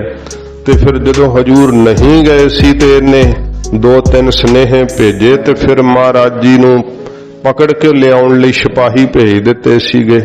ਤੇ ਹਜੂਰ ਆਪ ਜਦੋਂ ਉੱਠ ਕੇ ਚੱਲ ਪਏ ਸੱਚੇ ਪਾਤਸ਼ਾਹ, ਫਿਰ ਮਹਾਰਾਜ ਜੀ ਨੇ ਉਸ ਮਲਕ ਭਾਗੋ ਦੇ ਪੂੜਿਆਂ ਵਿੱਚੋਂ ਕੀ ਕੱਢਿਆ ਸੀ? ਲਹੂ ਕੱਢਿਆ ਸੀ ਸੱਚੇ ਪਾਤਸ਼ਾਹ ਜੀ ਨੇ। ਇਹ ਸਾਧ ਸੰਗਤ ਜੀ ਜਿਹੜੀਆਂ ਸਾਖੀਆਂ ਨਾ, ਕਈ ਇਹਨਾਂ ਸਾਖੀਆਂ ਨੂੰ ਝਠਲਾਉਂਦੇ ਆ, ਪਰ ਇਹ ਸਾਖੀ ਭਾਈ ਲਾਲੋ ਦੀ ਸੱਚੀ ਕਿਰਤ ਨੂੰ ਸਾਧ ਸੰਗਤ ਜੀ ਉਜਾਗਰ ਕਰਦੀ ਹੈ। ਮਹਾਰਾਜ ਨੂੰ ਕਿਹਾ ਸੀ ਤੁਸੀਂ ਵਰਨ ਆਸ਼ਰਮ ਤੋੜ ਦਿੱਤੇ, ਇਸ ਗਲੀਚ ਦੇ ਘਰ ਜਾ ਕੇ ਪ੍ਰਸ਼ਾਦ ਪਾਇਆ। ਮਹਾਰਾਜ ਕਹਿੰਦੇ ਜਾ ਭਾਈ ਲਾਲੋ ਤੂੰ ਆਪਦੀ ਕੋਦਰੇ ਦੀ ਰੋਟੀ ਲੈ ਆ। ਕੋਦਰੇ ਦੀ ਰੋਟੀ ਭਾਈ ਲਾਲੋ ਨਿਮਾਣੇ ਗਰੀਬ ਸਿੱਖ ਸੀਗੇ ਲੈ ਕਰਕੇ ਆਏ, ਜੋ 10 ਨੌਹਾਂ ਦੀ ਕਿਰਤ ਕਰਦੇ ਸੀ। ਹਜੂਰ ਨੇ ਉਹ ਰੋਟੀ ਸੱਜੇ ਹੱਥ ਵਿੱਚ ਫੜੀ ਸੀ ਕਿਰਤ ਦਾ ਸਤਿਕਾਰ ਕਰਨ ਲਈ। ਮਲਕ ਭਾਗੋ ਦਾ ਪੂੜਾ ਮਹਾਰਾਜ ਖੱਬੇ ਹੱਥ ਵਿੱਚ ਉਠਾ ਕੇ ਜਦੋਂ ਦੋਹਾਂ ਹੱਥਾਂ ਨੂੰ ਘੁੱਟਿਆ ਸੀਗਾ। ਕਈ ਇਸ ਗੱਲ ਤੇ ਹੀ ਸ਼ੰਕਾ ਕਰਦੇ ਆ, ਜਿਸੋ ਚੋਜੀ ਪਾਤਸ਼ਾਹ ਨੂੰ ਕੀ ਔਖਾ ਹੈ ਬਈ? ਗੁਰੂ ਨਾਨਕ ਸਾਹਿਬ ਜੀ ਮਹਾਰਾਜ ਨੂੰ ਮਲਕ ਭਾਗੋ ਦੀ ਰੋਟੀ 'ਚ ਉਹਦੀ ਕਮਾਈ ਦੀ ਜਿਹੜੀ ਜਿਹੋ ਜੀ ਉਹਦੀ ਕੀਤੀ ਕਮਾਈ ਸੀ, ਉਥੋਂ ਮਹਾਰਾਜ ਨੇ ਉਹਦੀ ਕਰਤੂਤ ਕੱਢ ਦੇਣੀ ਕੀ ਔਖੀ ਹੈ ਮਹਾਰਾਜ ਨੂੰ? ਸਤਿਗੁਰੂ ਜੀ ਤਾਂ ਅੰਦਰ ਦੀਆਂ ਗੱਲਾਂ ਬਾਹਰ ਪ੍ਰਤੱਖ ਕਰ ਦਿੰਦੇ ਆ। ਮਹਾਰਾਜ ਤਾਂ ਅੰਤਰਜਾਮੀ ਨੇ ਗਰੀਬ ਨਵਾਜ। ਸਤਿਗੁਰਾਂ ਜਦੋਂ ਦੋਹਾਂ ਹੱਥਾਂ ਨੂੰ ਘੁੱਟਿਆ ਸੀਗਾ ਤੇ ਕੋਦਰੇ ਦੀ ਉਸ ਸੁੱਕੀ ਰੋਟੀ ਵਿੱਚੋਂ ਸਾਧ ਸੰਗਤ ਜੀ ਦੁੱਧ ਨਿਚੜਿਆ ਸੀਗਾ। ਉਹ ਸਾਬਤ ਕੀਤਾ ਸੀ ਮਹਾਰਾਜ ਨੇ ਕਿ ਕਿਰਤ ਦੀ ਕਮਾਈ ਵਿੱਚ ਹੀ ਸ਼ਾਂਤੀ ਹੈ, ਕਿਰਤ ਦੀ ਕਮਾਈ ਵਿੱਚ ਹੀ ਕਲਿਆਣ ਹੈ। ਮਹਾਰਾਜ ਸਾਹਿਬ ਜੀ ਨੇ ਜਦੋਂ ਮਲਕ ਭਾਗੋ ਦੀ ਰੋਟੀ ਵਿੱਚੋਂ ਉਸ ਪੂੜੇ ਵਿੱਚੋਂ ਲਹੂ ਕੱਢਿਆ ਤੇ ਜਣਾ ਦਿੱਤਾ ਸੀਗਾ ਕਿ ਇਹ ਲਹੂ ਗਰੀਬਾਂ ਦਾ ਹੈ, ਇਹਦੇ ਨਾਲ ਭਾਵੇਂ ਕਿੰਨੇ ਬ੍ਰਹਮ ਭੋਜ ਕੋਈ ਕਰ ਲਵੇ ਨਹੀਂ ਤਰਿਆ ਜਾ ਸਕਦਾ। ਵੀ ਬਾਹਰੋਂ ਤਾਂ ਮਾਰੇ ਠੱਗੀਆਂ ਤੇ ਫਿਰ ਧਰਮ ਦੇ ਕਰਮ ਦਿਖਾਵੇ ਨਾਲੇ ਵੀ ਮੈਂ ਧਰਮ ਦੇ ਕਰਮ ਲੰਗਰ ਬੜੇ ਲਾ ਰਿਹਾ। ਮਲਕ ਭਾਗੋ ਇਹੀ ਕੰਮ ਕਰ ਰਿਹਾ ਸੀ। ਸਤਿਗੁਰੂ ਜੀ ਕਹਿੰਦੇ ਪਈ ਐਵੇਂ ਬ੍ਰਹਮ ਭੋਜ ਕਰਕੇ ਨਹੀਂ ਤਰਿਆ ਜਾਂਦਾ, ਇਹ ਤਾਂ ਹੱਕ ਸੱਚ ਦੀ ਕਮਾਈ ਕਰਨ ਨਾਲ, ਪਰਮੇਸ਼ਰ ਦਾ ਨਾਮ ਜਪਣ ਨਾਲ ਹੀ ਸੰਸਾਰ ਤੋਂ ਕਲਿਆਣ ਹੁੰਦੀ ਹੈ। ਇਹ ਗੁਰੂ ਬਾਬਾ ਜੀ ਨੇ ਸਿੱਧਾ ਭਾਵ ਭਗਤੀ ਦਾ ਮਾਰਗ ਦਰਸਾਇਆ ਸੰਸਾਰ ਨੂੰ। ਮਹਾਰਾਜ ਜੀ ਕਹਿੰਦੇ ਨੇ ਮਾਨਸ ਖਾਣੇ ਕਰਹਿ ਨਿਵਾਜ। ਮਹਾਰਾਜ ਜੀ ਕਹਿੰਦੇ ਮਾਨਸ ਖਾਣੇ ਇਹ ਮੁਸਲਮਾਨ ਹਨ, ਇੰਨਾ ਜ਼ਿਆਦਾ ਪਾਪ ਕਰਮ ਕਰਦੇ ਐ ਕਿ ਜੀਆਂ ਦਾ ਲਹੂ ਪੀਂਦੇ ਐ। ਜਦੋਂ ਗਰੀਬ ਦਾ ਹੱਕ ਹੀ ਮਾਰਨਾ ਤੇ ਉਹ ਮਾਨਸ ਖਾਣਾ ਹੈ। ਮਹਾਰਾਜ ਜੀ ਕਹਿੰਦੇ ਉਹਨਾਂ ਨੂੰ ਖੁਸ਼ ਕਰਨ ਲਈ ਤੁਸੀਂ ਉਹਨਾਂ ਨਾਲ ਜਾ ਜਾ ਕੇ ਮਲੇਛਾਂ ਨਾਲ ਨਮਾਜ਼ ਪੜ੍ਹਦੇ ਹੋ, ਤੇ ਨਿਸ਼ਚਾ ਤਾਂ ਤੁਹਾਡਾ ਜਦੋਂ ਪੂਜਾ 'ਚ ਨਹੀਂ ਤੇ ਨਮਾਜ਼ 'ਚ ਕਿੱਥੋਂ ਹੋਣਾ ਹੈ। ਜਿਹੜਾ ਸਾਧ ਸੰਗਤ ਜੀ ਸੱਚੇ ਦਿਲੋਂ ਚਾਹੇ ਨਮਾਜ਼ ਹੀ ਪੜ੍ਹ ਲਵੇ। ਮਹਾਰਾਜ ਜੀ ਨੂੰ ਵੀ ਤਾਂ ਲੈ ਕੇ ਗਏ ਸੀ ਨਾ ਜਿੱਥੇ ਗੁਰਦੁਆਰਾ ਅੰਤਰਜਾਮਤਾ ਸਾਹਿਬ ਹੈ, ਹਜੂਰ ਨੇ ਪੜ੍ਹੀ ਨਹੀਂ ਸੀ, ਫਿਰ ਖੜੇ ਰਹੇ। ਜਦੋਂ ਮਹਾਰਾਜ ਨੇ ਵੇਈ ਚੋਂ ਪ੍ਰਗਟ ਹੋ ਕੇ ਆਖਿਆ ਵੀ ਕੋਈ ਮੁਸਲਮਾਨ ਨਹੀਂ, ਕੋਈ ਹਿੰਦੂ ਨਹੀਂ, ਸਭ ਕੁਦਰਤ ਦੇ ਇੱਕੋ ਜਿਹੇ ਬੰਦੇ ਐ, ਤੇ ਫਿਰ ਇਹਨਾਂ ਨੇ ਕਿਹਾ ਮਹਾਰਾਜ ਫਿਰ ਨਮਾਜ਼ ਪੜ੍ਹੋ ਸਾਡੇ ਨਾਲ। ਮਹਾਰਾਜ ਕਹਿੰਦੇ ਚਲੋ ਬਈ। ਰੌਲਾ ਪੈ ਗਿਆ ਸੀ ਸੁਲਤਾਨਪੁਰ ਦੇ ਅੰਦਰ। ਭਈਆ ਜੈ ਰਾਮ ਜੀ ਵੀ ਡਰ ਗਏ ਕਿ ਮਹਾਰਾਜ ਨਮਾਜ਼ ਪੜ੍ਹ ਲੂਗੇ ਤੇ ਮੈਨੂੰ ਉਲੰਭਾ ਮਿਲੂਗਾ। ਜਦੋਂ ਮਹਾਰਾਜ ਗੁਰੂ ਨਾਨਕ ਸਾਹਿਬ ਫਿਰ ਖੜੇ ਹੀ ਰਹੇ, ਪੜ੍ਹੀ ਨਹੀਂ ਨਮਾਜ਼ ਮਹਾਰਾਜ ਨੇ। ਤੇ ਸਤਿਗੁਰੂ ਜੀ ਨੇ ਜਦੋਂ ਨਮਾਜ਼ ਨਾ ਪੜ੍ਹੀ ਤੇ ਦੌਲਤ ਖਾਂ ਕਹਿੰਦਾ ਤੁਸੀਂ ਨਮਾਜ਼ ਨਹੀਂ ਪੜ੍ਹੀ। ਮਹਾਰਾਜ ਕਹਿੰਦੇ ਦੌਲਤ ਖਾਂ ਤੂੰ ਪੜ੍ਹੀ ਨਹੀਂ, ਜੇ ਤੂੰ ਪੜ੍ਹਦਾ ਤੇ ਪੜ੍ਹ ਲੈਂਦੇ। ਕਹਿੰਦਾ ਮੈਂ ਪੜ੍ਹੀ ਆ। ਮਹਾਰਾਜ ਸੱਚੇ ਪਾਤਸ਼ਾਹ ਕਹਿੰਦੇ ਤੂੰ ਤਾਂ ਨਮਾਜ਼ ਪੜ੍ਹਦਾ ਕਾਬਲ 'ਚ ਘੋੜੇ ਖਰੀਦਦਾ ਫਿਰਦਾ ਸੀਗਾ। ਤੇ ਜਦੋਂ ਦਿਲ ਦੀ ਲੁਕਮੀ ਗੱਲ ਦੱਸੀ ਨਾ, ਮੁੱਖ ਮੰਤਰੀ ਸੀ ਉਦੋਂ ਉਹ ਦੌਲਤ ਖਾਂ ਇੱਥੋਂ ਦਾ, ਗੋਡਿਆਂ ਭਾਰ ਹੋ ਕੇ ਗੁਰੂ ਨਾਨਕ ਸਾਹਿਬ ਦੇ ਅੱਗੇ ਡਿੱਗ ਗਿਆ ਸੀਗਾ। ਲੋਕ ਵੇਖ ਰਹੇ ਸਨ ਤੇ ਕਾਜੀ ਕੋਲੋਂ ਬੋਲ ਪਿਆ, ਕਹਿੰਦਾ ਮੇਰੇ ਨਾਲ ਪੜ੍ਹ ਲੈਂਦੇ। ਮਹਾਰਾਜ ਜੀ ਕਹਿੰਦੇ ਵੀ ਤੂੰ ਧਾਰਮਿਕ ਬੰਦਾ, ਅਸੀਂ ਤੇਰਾ ਪਾਜ ਨਹੀਂ ਉਘੇੜਨਾ ਚਾਹੁੰਦੇ, ਪੜ੍ਹੀ ਤੂੰ ਵੀ ਨਹੀਂ ਹੈਗੀ, ਪਰ ਹੁਣ ਜਦੋਂ ਆਪ ਹੀ ਆਪਣਾ ਪੜਦਾ ਜਿਹੜਾ ਹੈ ਉਹ ਬੇਪੜਦ ਹੋਣਾ ਚਾਹੁੰਦਾ ਤੇ ਅਸੀਂ ਫਿਰ ਕੀ ਕਰ ਸਕਦੇ ਹਾਂ। ਕਹਿੰਦਾ ਮੈਂ ਪੜ੍ਹੀ ਹੈ, ਜਿੱਦ ਕਰ ਗਿਆ, ਕਹਿੰਦਾ ਮੈਂ ਪੜ੍ਹੀ ਹੈ। ਮਹਾਰਾਜ ਕਹਿੰਦੇ ਵੀ ਤੇਰੇ ਘਰ ਘੋੜੀ ਸੂਈ ਹੋਈ ਹੈ, ਤੇਰੀ ਸੁਰਤ ਉੱਥੇ ਵਿਸ਼ੇਰੇ 'ਚ ਸੀ ਵੀ ਟੋਏ 'ਚ ਨਾ ਕਿਤੇ ਡਿੱਗ ਪਏ। ਕਹਿੰਦਾ ਨਹੀਂ ਮੈਂ ਪੜ੍ਹੀ ਹੈ, ਮੰਨੇ ਨਾ। ਤੇ ਫਿਰ ਦੌਲਤ ਖਾਂ ਜਿਹਦੇ ਤੇ ਮਹਾਰਾਜ ਨੇ ਦ੍ਰਿਸ਼ਟੀ ਕੀਤੀ ਸੀ, ਦੌਲਤ ਖਾਂ ਕਹਿੰਦਾ ਕਾਜੀ ਸਾਹਿਬ ਘਰ ਵਿੱਚ ਘੋੜੀ ਸੂਈ ਹੈ? ਕਹਿੰਦਾ ਹਾਂ। ਕਹਿੰਦਾ ਲਾਗੇ ਟੋਆ ਹੈਗਾ? ਕਹਿੰਦਾ ਹਾਂ ਹੈਗਾ। ਤੇ ਕਹਿੰਦਾ ਮੰਨ ਜਾ ਫਿਰ ਸੁਰਤ ਦਾ ਜਾਣਾ ਕੀ ਔਖਾ ਹੈ, ਕਿਉਂ ਐਵੇਂ ਝੂਠ ਬੋਲੀ ਜਾਂਦਾ? ਇਹ ਤਾਂ ਅੰਤਰਜਾਮੀ ਨੇ। ਸਤਿਗੁਰਾਂ ਜੀ ਨੇ ਜਦੋਂ ਇਉਂ ਕਿਹਾ ਨਾ ਤੇ ਫਿਰ ਇਹ ਕਾਜੀ ਵੀ ਸਤਿਗੁਰਾਂ ਦੇ ਚਰਨਾਂ ਦੀ ਸ਼ਰਨ ਵਿੱਚ ਡਿੱਗਿਆ। ਮਹਾਰਾਜ ਜੀ ਕਹਿੰਦੇ ਭਾਈ ਸੱਚੇ ਦਿਲੋਂ ਪਰਮੇਸ਼ਰ ਦੀ ਪੂਜਾ ਕਰੋ, ਸੱਚੇ ਦਿਲੋਂ ਮੁਸਲਮਾਨਾਂ ਨੂੰ ਵੀ ਨਮਾਜ਼ ਦੀ ਜੇ ਆਗਿਆ ਕੀਤੀ ਹੈ ਤੇ ਗੁਰੂ ਗ੍ਰੰਥ ਸਾਹਿਬ ਵਿੱਚ ਨਮਾਜ਼ਾਂ ਵੀ ਦੱਸੀਆਂ ਕਿ ਕਿਹੜੀਆਂ ਪੜ੍ਹਨੀਆਂ ਚਾਹੀਦੀਆਂ। ਤਾਂ ਸਤਿਗੁਰੂ ਜੀ ਕਹਿੰਦੇ ਹਨ ਮਾਨਸ ਖਾਣੇ ਕਰਹਿ ਨਿਵਾਜ। ਮਹਾਰਾਜ ਜੀ ਕਹਿੰਦੇ ਮਾਨਸ ਖਾਣੇ ਜਿਹੜੇ ਆ ਮਲੇਸ਼ ਲਹੂ ਪੀਂਦੇ ਆ ਗਰੀਬਾਂ ਦਾ, ਐਡੇ ਜ਼ਾਲਮ ਨੇ। ਉਹਨਾਂ ਨੂੰ ਖੁਸ਼ ਕਰਨ ਲਈ ਮਹਾਰਾਜ ਕਹਿੰਦੇ ਉਹਨਾਂ ਨਾਲ ਤੁਸੀਂ ਖੱਤਰੀ ਅਖਵਾਉਂਦੇ ਹੋ, ਹਿੰਦੂ ਅਖਵਾਉਂਦੇ ਹੋ, ਤੇ ਉਹਨਾਂ ਨਾਲ ਜਾ ਜਾ ਕੇ ਨਮਾਜ਼ਾਂ ਪੜ੍ਹਦੇ ਹੋ। ਛੁਰੀ ਵਗਾਇਨ ਤਿੰਨ ਗਲ ਤਾਗ। ਮਹਾਰਾਜ ਜੀ ਕਹਿੰਦੇ ਵੇਖ ਲੈ ਛੁਰੀਆਂ ਨਹੀਂ ਵਗਾਉਂਦੇ, ਕਿੰਨੀਆਂ ਛੁਰੀਆਂ ਵਗਾਉਂਦੇ ਐ। ਭਾਵ ਛੁਰੀ ਮਾਰਨੀ ਗਰੀਬ ਦਾ ਹੱਕ ਖਾ ਜਾਣਾ, ਕਪਟ ਕਰਨਾ, ਛਲ ਕਰਨਾ, ਇਹ ਛੁਰੀਆਂ ਮਾਰਨੀਆਂ ਹਨ। ਤੇ ਤਿੰਨ ਗਲ ਤਾਗ। ਮਹਾਰਾਜ ਕਹਿੰਦੇ ਉਹਨਾਂ ਨੇ ਗਲ 'ਚ ਧਾਗਾ ਨਹੀਂ ਪਾਇਆ, ਜੰਜੂ ਪਾਇਆ ਕਿ ਨਹੀਂ ਪਾਇਆ? ਖੱਤਰੀ ਅਖਵਾਉਂਦੇ ਨੇ। ਕਹਿੰਦਾ ਹਾਂ ਮਹਾਰਾਜ, ਕਰਦੇ ਤਾਂ ਕਰਮ ਸਾਰੇ ਇਹੋ ਹੀ ਹੈ। ਛੁਰੀ ਵਗਾਇਨ ਤਿੰਨ ਗਲ ਤਾਗ। ਛੁਰੀ ਵਗਾਉਣੀ ਕੀ ਹੈ? ਚਲਾਉਣੀ ਹੁੰਦੀ ਹੈ ਨਾ। ਛੁਰੀ ਕੀ? ਕਲਮ ਰੂਪੀ ਛੁਰੀ ਚਲਾ ਦਿੰਦੇ ਹੋ। ਇੰਨਾ ਜ਼ਿਆਦਾ ਗਰੀਬਾਂ ਦਾ ਹੱਕ ਮਾਰਦੇ, ਕਰਨਾ ਤਾਂ ਨਿਆਂ ਹੁੰਦਾ। ਸਾਧ ਸੰਗਤ ਜੀ ਜਿਹੜਾ ਕੋਈ ਇਹੋ ਜਿੱਦਾਂ ਮੁਸਲਮਾਨਾਂ ਦਾ ਰਾਜ ਸੀ ਨਾ, ਚੰਦੂ ਨੂੰ ਦੀਵਾਨ ਬਣਾਇਆ ਸੀ ਜਹਾਂਗੀਰ ਨੇ, ਤੇ ਇਹਦੇ ਕੋਲੋਂ ਜਿੰਨਾ ਘਾਣ ਕਰਾਇਆ ਸੀ ਨਾ ਹਿੰਦੂ ਧਰਮ ਦਾ, ਵੇਖੋ ਇਹ ਦੀਵਾਨ ਸੀਗਾ, ਰਾਸ਼ਟਰਪਤੀ ਵਰਗੀ ਤਾਕਤ ਰੱਖਦਾ ਸੀਗਾ, ਪਰ ਹਿੰਦੂ ਧਰਮ ਦੀ ਕੋਈ ਆਜ਼ਾਦੀ ਨਹੀਂ। ਨਾ ਤਾਂ ਆਪਣੇ ਧਰਮ ਮੁਤਾਬਕ ਵਿਵਾਹ ਕਰ ਸਕਦੇ ਸੀ, ਨਾ ਕੋਈ ਸਾਧ ਸੰਗਤ ਜੀ ਆਪਣੇ ਧਰਮ ਮੁਤਾਬਕ ਸੰਸਕਾਰ ਹੀ ਕਰ ਸਕਦਾ ਸੀਗਾ। ਤੇ ਦੀਵਾਨ ਬਣਾਇਆ ਹੋਇਆ ਸੀ ਚੰਦੂ ਨੂੰ, ਉਹ ਵੀ ਜੰਜੂ ਪਹਿਨਦਾ ਹੀ ਸੀਗਾ ਨਾ। ਤੇ ਇਉਂ ਜਿਹੜੇ ਜ਼ਾਲਮ ਲੋਕ ਹੁੰਦੇ ਆ ਨਾ, ਉਹ ਧਰਮ ਦਾ ਮਖੌਟਾ ਉਤੋਂ ਪਾਇਆ ਹੁੰਦਾ ਹੈ ਤੇ ਕੰਮ ਸਾਰੇ ਉਹਨਾਂ ਨੇ ਉਹ ਬੁਰੇ ਕਰਨੇ ਹੁੰਦੇ ਆ। ਮਹਾਰਾਜ ਜੀ ਕਹਿੰਦੇ ਭਾਈ ਕਲਮ ਵਗਾਉਂਦੇ ਹੋ, ਜੀਆਂ ਦਾ ਹੱਕ ਮਾਰਨ ਵਾਲੀ ਕਲਮ, ਲਹੂ ਪੀਂਦੇ ਹੋ ਜੀਆਂ ਦਾ, ਪਰਾਇਆ ਹੱਕ ਖਾਣ ਰੂਪ ਕਲਮ ਚਲਾਉਂਦੇ ਹੋ। ਇਹ ਮਹਾਰਾਜ ਕਹਿੰਦੇ ਗਲ ਵਿੱਚ ਉਦਾਂ ਤੁਸੀਂ ਖੱਤਰੀ ਬਣ ਕੇ ਜੰਝੂ ਪਾਇਆ ਹੋਇਆ ਏ। ਤਿਨ ਘਰ ਬ੍ਰਾਹਮਣ ਪੂਰਹਿ ਨਾਦ। ਤੇ ਤਿੰਨਾਂ ਹੀ ਖੱਤਰੀਆਂ ਦੇ ਘਰਾਂ ਵਿੱਚ ਜਦੋਂ ਸ਼ਰਾਧ ਕਰਦੇ ਆ ਤਾਂ ਉਹਨਾਂ ਹੀ ਬ੍ਰਾਹਮਣਾਂ ਨੂੰ ਬੁਲਾਉਂਦੇ ਆ ਤੇ ਉੱਥੇ ਹੀ ਫਿਰ ਬ੍ਰਾਹਮਣ ਆ ਕਰਕੇ ਸ਼ੰਖ ਦਾ ਨਾਦ ਪੂਰਦਾ ਹੈ। ਇਹ ਸਾਡੇ ਤੇ ਵੀ ਢੁਕਦੀਆਂ। ਅਸੀਂ ਸਾਧ ਸੰਗਤ ਜੀ ਉਤੋਂ ਤਾਂ ਕਲਮ ਫੇਰਨ ਲਈ ਲਿਹਾਜ਼ ਹੀ ਨਹੀਂ ਕਰਦੇ, ਚਾਹੇ ਕੋਈ ਜੱਜ ਹੈ ਚਾਹੇ ਕੋਈ ਵਕੀਲ ਹੈ, ਵੀ ਨਹੀਂ ਵੇਖਦੇ ਕਿ ਗੁਰੂ ਕਾ ਬਾਣਾ ਪਾਇਆ ਹੈ। ਇਹ ਕਈ ਵਾਰੀ ਹੁੰਦਾ। ਵੇਖੋ ਅਮਰੀਕਾ ਵਰਗੇ ਦੇਸ਼ ਵਿੱਚ ਜਦੋਂ ਪਤਾ ਲੱਗ ਜਾਂਦਾ ਨਾ ਕਿ ਬੰਦਾ ਧਾਰਮਿਕ ਹੈ, ਜਿਵੇਂ ਸਾਡੇ ਕੋਲ ਪ੍ਰੀਸਟ ਦੀ ਆਈਡੀ ਹੈ, ਭਾਵ ਅਸੀਂ ਜਿਹੜਾ ਹੈ ਉਹ ਕਥਾ ਕਰਦੇ ਆ ਨਾ, ਤੇ ਸਾਨੂੰ ਉਹਨਾਂ ਦੇ ਰੈਕਡ ਦੇ ਉੱਤੇ ਹੀ ਸ਼ੋਅ ਹੋ ਜਾਂਦਾ ਹੈ। ਤੇ ਅਚਨਚੇਤ ਜਿੱਥੇ ਨਹੀਂ ਜਾਣਾ ਸੀਗਾ, ਪਾਰਕ ਸੀਗੀ, ਮੈਨੂੰ ਉੱਥੇ ਸੈਰ ਕਰਦਿਆਂ ਉਹ ਜਿਹੜਾ ਪੁਲਿਸਮੈਨ ਸੀ ਉਹਨੇ ਟਿਕਟ ਦੇ ਦਿੱਤੀ ਸੀ। ਤੇ ਜਦੋਂ ਉਹਨੂੰ ਪਤਾ ਲੱਗਾ ਕਿ ਮੈਂ ਪ੍ਰੀਸਟ ਆ, ਉਹਨੇ ਸੌਰੀ ਫੀਲ ਕੀਤੀ, ਪਰ ਟਿਕਟ ਕੱਟ ਚੁੱਕਾ ਸੀਗਾ।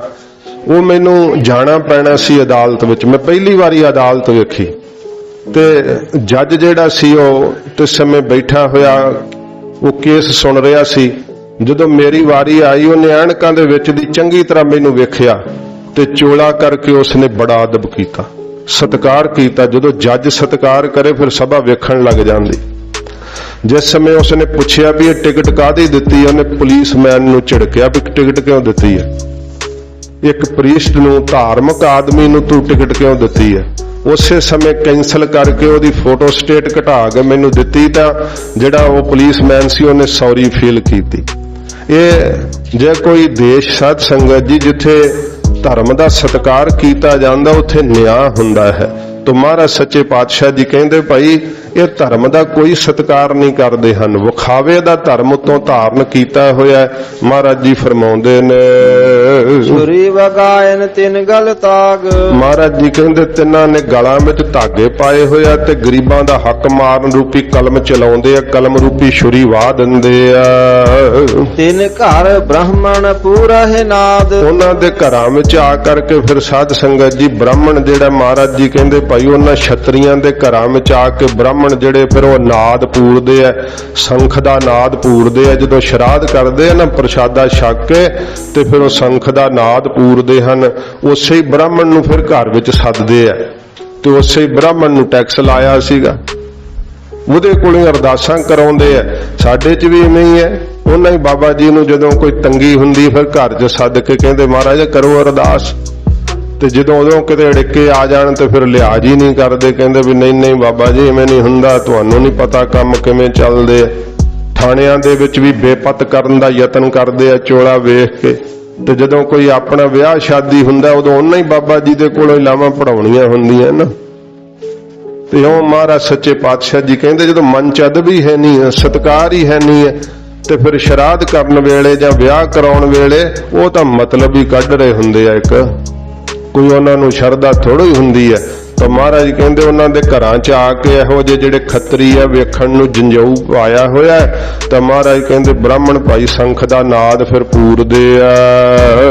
ਉਹਨਾਂ ਤੇ ਆਵਹਿ ਓਈ ਸਾਧ, ਤੇ ਉਹਨਾਂ ਬ੍ਰਾਹਮਣਾਂ ਨੂੰ ਮਹਾਰਾਜ ਕਹਿੰਦੇ ਉਹੋ ਹੀ ਸਵਾਦ ਆਉਣਾ ਨਾ ਜਿਹੜਾ ਫਿਰ ਲਹੂ ਪਿੱਛੋਂ ਲਿਆਂਦਾ ਹੈ।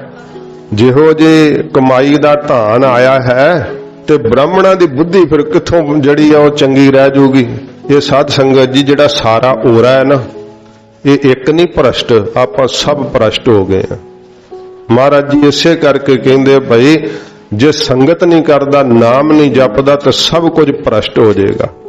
ਜਦੋਂ ਧਾਰਮਿਕ ਬੰਦਾ ਹੀ ਭ੍ਰਸ਼ਟ ਹੋ ਜਾਵੇ ਤੇ ਫਿਰ ਧਾਰਮਿਕ ਬੰਦਿਆਂ ਨੂੰ ਬਾਹਰੋਂ ਵਿਖਾਵਾ ਕਰਦੇ ਹੋਏ ਜਦੋਂ ਸਾਧ ਸੰਗਤ ਜੀ ਸਰਕਾਰੀ ਕਰਮਚਾਰੀ ਤੇ ਫਿਰ ਧਾਰਮਿਕ ਬੰਦਿਆਂ ਨੂੰ ਉਹ ਧਾਨ ਕਿਹੜਾ ਖਵਾਉਂਦੇ ਆ ਜਿਹੋ ਜੀ ਕਮਾਈ ਕੀਤੀ ਹੈ, ਤੇ ਉਹ ਖੂਨ ਵਾਲੀ ਕੀਤੀ ਹੋਈ ਕਮਾਈ ਦਾ ਪ੍ਰਸਾਦਾ ਜਦੋਂ ਕੋਈ ਧਾਰਮਿਕ ਆਦਮੀ ਖਾਏਗਾ ਉਹਦਾ ਮਨ ਸੁੱਚਾ ਰਹਿ ਜਾਏਗਾ। ਜੈਸਾ ਅੰਨ ਤੈਸਾ ਮਨ, ਸਿਆਣਿਆਂ ਦਾ ਕਥਨ ਹੈ। ਮਹਾਰਾਜ ਜੀ ਨੇ ਵੀ ਕਿਹਾ ਕਿ ਭਾਈ ਜਾ ਕੀ ਰਹਿਤ ਨਾ ਜਾਨੀਐ, ਗੁਰ ਮੰਤਰ ਨਹੀਂ ਚੀਤ, ਭੋਜਨ ਤਾਕਾ ਖਾਏ ਕੈ ਵਿਸਰੈ ਹਰਿ ਸਿਉ ਪ੍ਰੀਤ। ਇਸ ਪ੍ਰਕਾਰ ਇਹ ਧਨ ਜਿਹੜਾ ਉਹਨਾਂ ਪੀ ਆਵੇ ਉਹੀ ਸਾਧ। ਮਹਾਰਾਜ ਕਹਿੰਦਾ ਉਹਨਾਂ ਬ੍ਰਾਹਮਣਾਂ ਨੂੰ ਫਿਰ ਉਹੋ ਹੀ ਸਵਾਦ ਆਉਂਦਾ ਲਹੂ ਦਾ ਹੀ। ਜਦੋਂ ਪਿੱਛੋਂ ਲਹੂ ਦੀ ਕਮਾਈ ਆਈ ਹੈ ਗਰੀਬਾਂ ਦਾ ਹੱਕ ਮਾਰਿਆ ਹੈ ਕਪਟ ਛਲ ਦੇ ਨਾਲ ਲਿਆ ਕੇ। ਤੇ ਕਹਿੰਦੇ ਆ ਕਿ ਇਹ ਮਹਾਰਾਜ ਸਾਨੂੰ ਬ੍ਰਾਹਮਣਾ ਆਖਿਆ ਹੈ, ਭਾਵੇਂ ਛਲ ਕਰਕੇ, ਭਾਵੇਂ ਬਲ ਕਰਕੇ, ਭਾਵੇਂ ਬੁੱਧ ਕਰਕੇ ਪਿੱਤਰਾਂ ਦਾ ਸਰਾਧ ਜ਼ਰੂਰ ਕਰਨਾ ਚਾਹੀਦਾ ਹੈ। ਪਿੱਤਰ ਖੁਸ਼ ਹੁੰਦੇ ਆ। ਉਹ ਅਗਲੇ ਸ਼ਬਦਾਂ 'ਚ ਵੀ ਮਹਾਰਾਜ ਇਹਦਾ ਦੱਸਣਗੇ ਭਾਈ ਪਿੱਤਰ ਕਿਵੇਂ ਖੁਸ਼ ਹੁੰਦੇ ਆ। ਗਰੀਬ ਨਵਾਜ ਸਤਿਗੁਰੂ ਜੀ ਕਹਿੰਦੇ ਨੇ ਉਹਨਾਂ ਭੇ ਆਵਹਿ ਓਈ ਸਾਧ। ਉਹਨਾਂ ਨੂੰ ਵੀ ਮਹਾਰਾਜ ਕਹਿੰਦੇ ਉਹੋ ਹੀ ਭਾਈ ਲਹੂ ਦਾ ਹੀ ਸਵਾਦ ਆਉਂਦਾ ਹੈ। ਫਿਰ ਉਹ ਕਪਟ ਛਲ ਨਾਲ ਇਕੱਠੀ ਕੀਤੇ ਧਾਨ ਦਾ ਜਿਹੜਾ ਭੋਜਨ ਖਵਾਉਂਦੇ ਆ। ਕੂੜੀ ਰਾਸ ਕੂੜਾ ਵਾਪਾਰ। ਇਹ ਮਹਾਰਾਜ ਜੀ ਕਹਿੰਦੇ ਜਿਹੜੀ ਭਾਈ ਗਰੀਬਾਂ ਦਾ ਹੱਕ ਮਾਰ ਕੇ ਜਿਹੜੀ ਕੀਤੀ ਹੈ ਨਾ ਇਕੱਠੀ ਇਹ ਪੂੰਜੀ, ਇਹ ਝੂਠੀ ਹੈ ਸਾਰੀ। ਕੂੜੀ ਰਾਸ ਕੂੜਾ ਵਪਾਰ। ਮਹਾਰਾਜ ਜੀ ਕਹਿੰਦੇ ਜਿਹੜਾ ਤੁਸੀਂ ਵਪਾਰ ਕਰ ਰਹੇ ਹੋ ਨਾ ਪਰਲੋਕ ਦੇ ਵਿੱਚ ਸੁੱਖ ਮਿਲਣ ਦਾ, ਇਹ ਵੀ ਝੂਠਾ ਹੀ ਹੈ ਤੁਹਾਡਾ ਵਪਾਰ। ਕਿਉਂਕਿ ਕਪਟ ਛਲ ਦੀ ਕਮਾਈ ਦੇ ਨਾਲ ਮਹਾਰਾਜ ਕਹਿੰਦੇ ਪਰਲੋਕ ਦਾ ਸੁੱਖ ਨਹੀਂ ਮਿਲੇਗਾ, ਸਜ਼ਾਵਾਂ ਮਿਲਣਗੀਆਂ।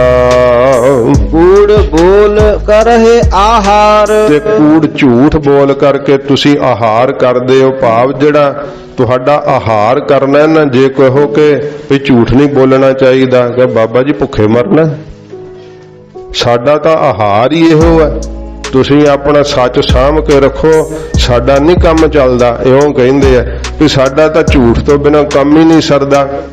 ਕਈ ਵਾਰੀ ਸਾਨੂੰ ਵੀ ਕਥਾ ਤੋਂ ਬਾਅਦ ਪੁੱਛ ਲੈਂਦੇ ਬਾਬਾ ਜੀ ਝੂਠ ਬੋਲਣਾ ਪੈਂਦਾ ਵੀ ਅਸੀਂ ਕਿੱਦਾਂ ਇਜਾਜ਼ਤ ਦੇ ਦਈਏ ਵੀ ਝੂਠ ਥੋੜਾ ਬੋਲ ਲਿਆ ਕਰੋ। ਕਿਉਂਕਿ ਜਦੋਂ ਗੁਰੂ ਬਾਬਾ ਜੀ ਨੇ ਨਹੀਂ ਦਿੱਤਾ ਤੇ ਵੀ ਅਸੀਂ ਕਿਵੇਂ ਕਹਿ ਸਕਦੇ ਹਾਂ। ਅਸੀਂ ਤਾਂ ਮਹਾਰਾਜ ਜੀ ਦੇ ਨਿਮਾਣੇ ਜੇ ਸੇਵਕ ਬਣਨ ਦਾ ਯਤਨ ਕਰਦੇ ਆ। ਤੇ ਜੇ ਕੋਈ ਕਹੇ ਕਿ ਭਾਈ ਸਾਡੇ ਕਿਹਾ, ਜੇ ਕੋਈ ਕਹਿ ਹੀ ਦੇਵੇ ਸਾਡੇ ਵਰਗਾ ਕਿਸੇ ਦੀ ਖੁਸ਼ਾਮਦ ਕਰਦਾ, ਚੱਲ ਵੀ ਕੋਈ ਨਹੀਂ ਥੋੜਾ ਜਿਹਾ ਕਰਨਾ ਪੈਂਦਾ, ਇਦਾਂ ਢਲਿਆਈ ਦਿੰਦੇ ਆ ਨਾ, ਉਹ ਫਿਰ ਸਾਡੇ ਵਰਗਾ ਵੀ ਨਾਲ ਹੀ ਰਗੜਿਆ ਜਾਊਗਾ। ਕਿਉਂਕਿ ਮਹਾਰਾਜ ਕਿਸੇ ਦਾ ਲਿਹਾਜ਼ ਨਹੀਂ ਕਰਦੇ। ਸਤਿਗੁਰੂ ਜੀ ਦੇ ਵਾਕ ਆਏ ਸੀ ਨਾ, ਉੱਥੇ ਸੱਚੇ ਹੀ ਸੱਚ ਨਿਬੜੈ, ਚੁਣ ਵੱਖ ਕੱਢੇ ਜਜਮਾਲਿਆ। ਇਹਦੇ ਵਿੱਚ ਅਸੀਂ ਕੋਈ ਕਿਸੇ ਪ੍ਰਕਾਰ ਰਿਆਇਤ ਨਹੀਂ ਕਰ ਸਕਦੇ।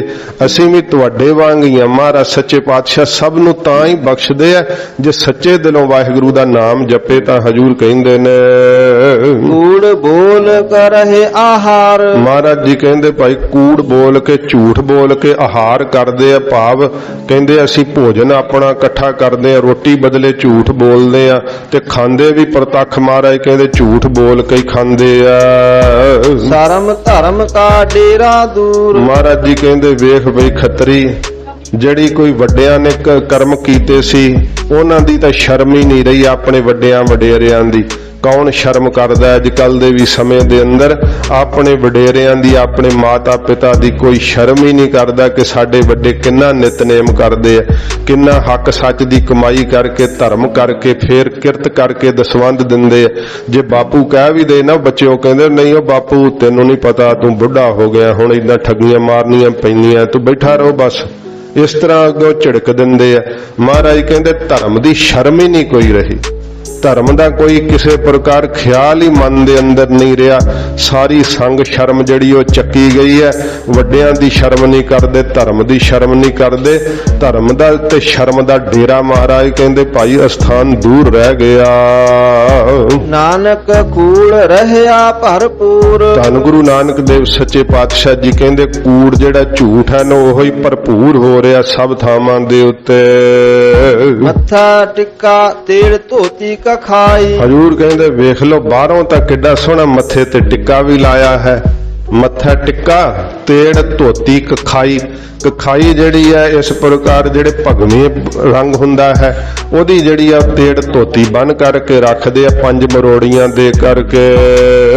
ਹੱਥ ਛੁਰੀ ਜਗਤ ਕਾ ਸਾਈ। ਤੇ ਹੱਥ ਵਿੱਚ ਛੁਰੀ ਪਕੜੀ ਹੋਈ ਹੈ, ਸਾਰਾ ਜਗਤ ਹੀ ਮਾਰੀ ਜਾਂਦੇ, ਲਿਹਾਜ਼ ਕਿਸੇ ਦਾ ਕਰਦੇ ਹੀ ਨਹੀਂ, ਰਿਸ਼ਤੇਦਾਰਾਂ ਤੱਕ ਨੂੰ ਨਹੀਂ ਬਖਸ਼ਦੇ।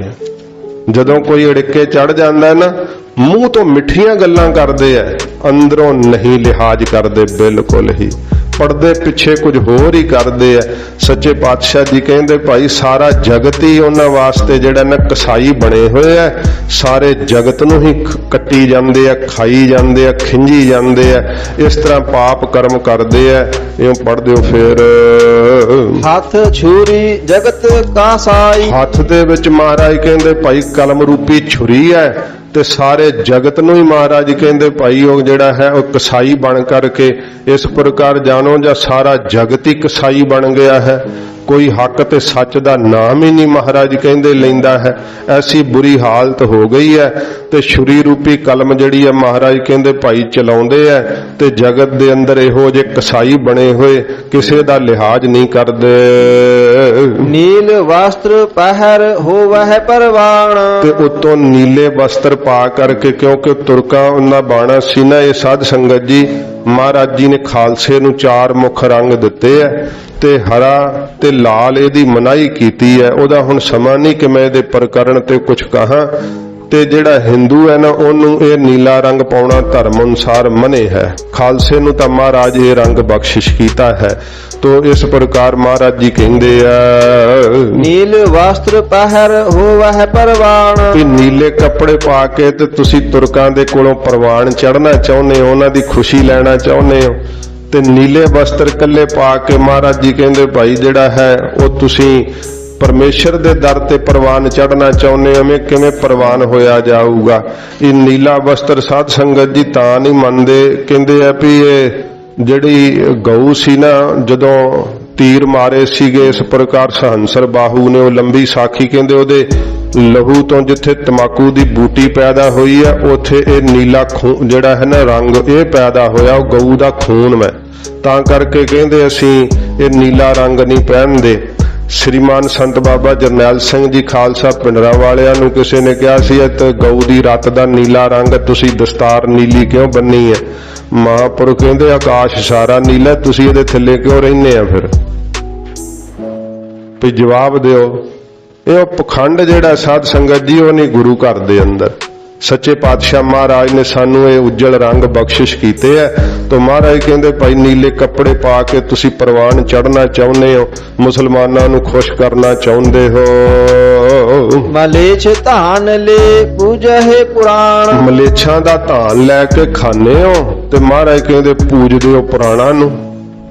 ਪੁਰਾਣਾਂ ਦੇ ਅਨੁਸਾਰ ਜਿਹੜੀ ਆ ਆਪਣੀਆਂ ਪੋਥੀਆਂ ਦਾ ਪੁਰਾਣਾਂ ਦੀ ਪੂਜਾ ਕਰਦੇ ਹੋ।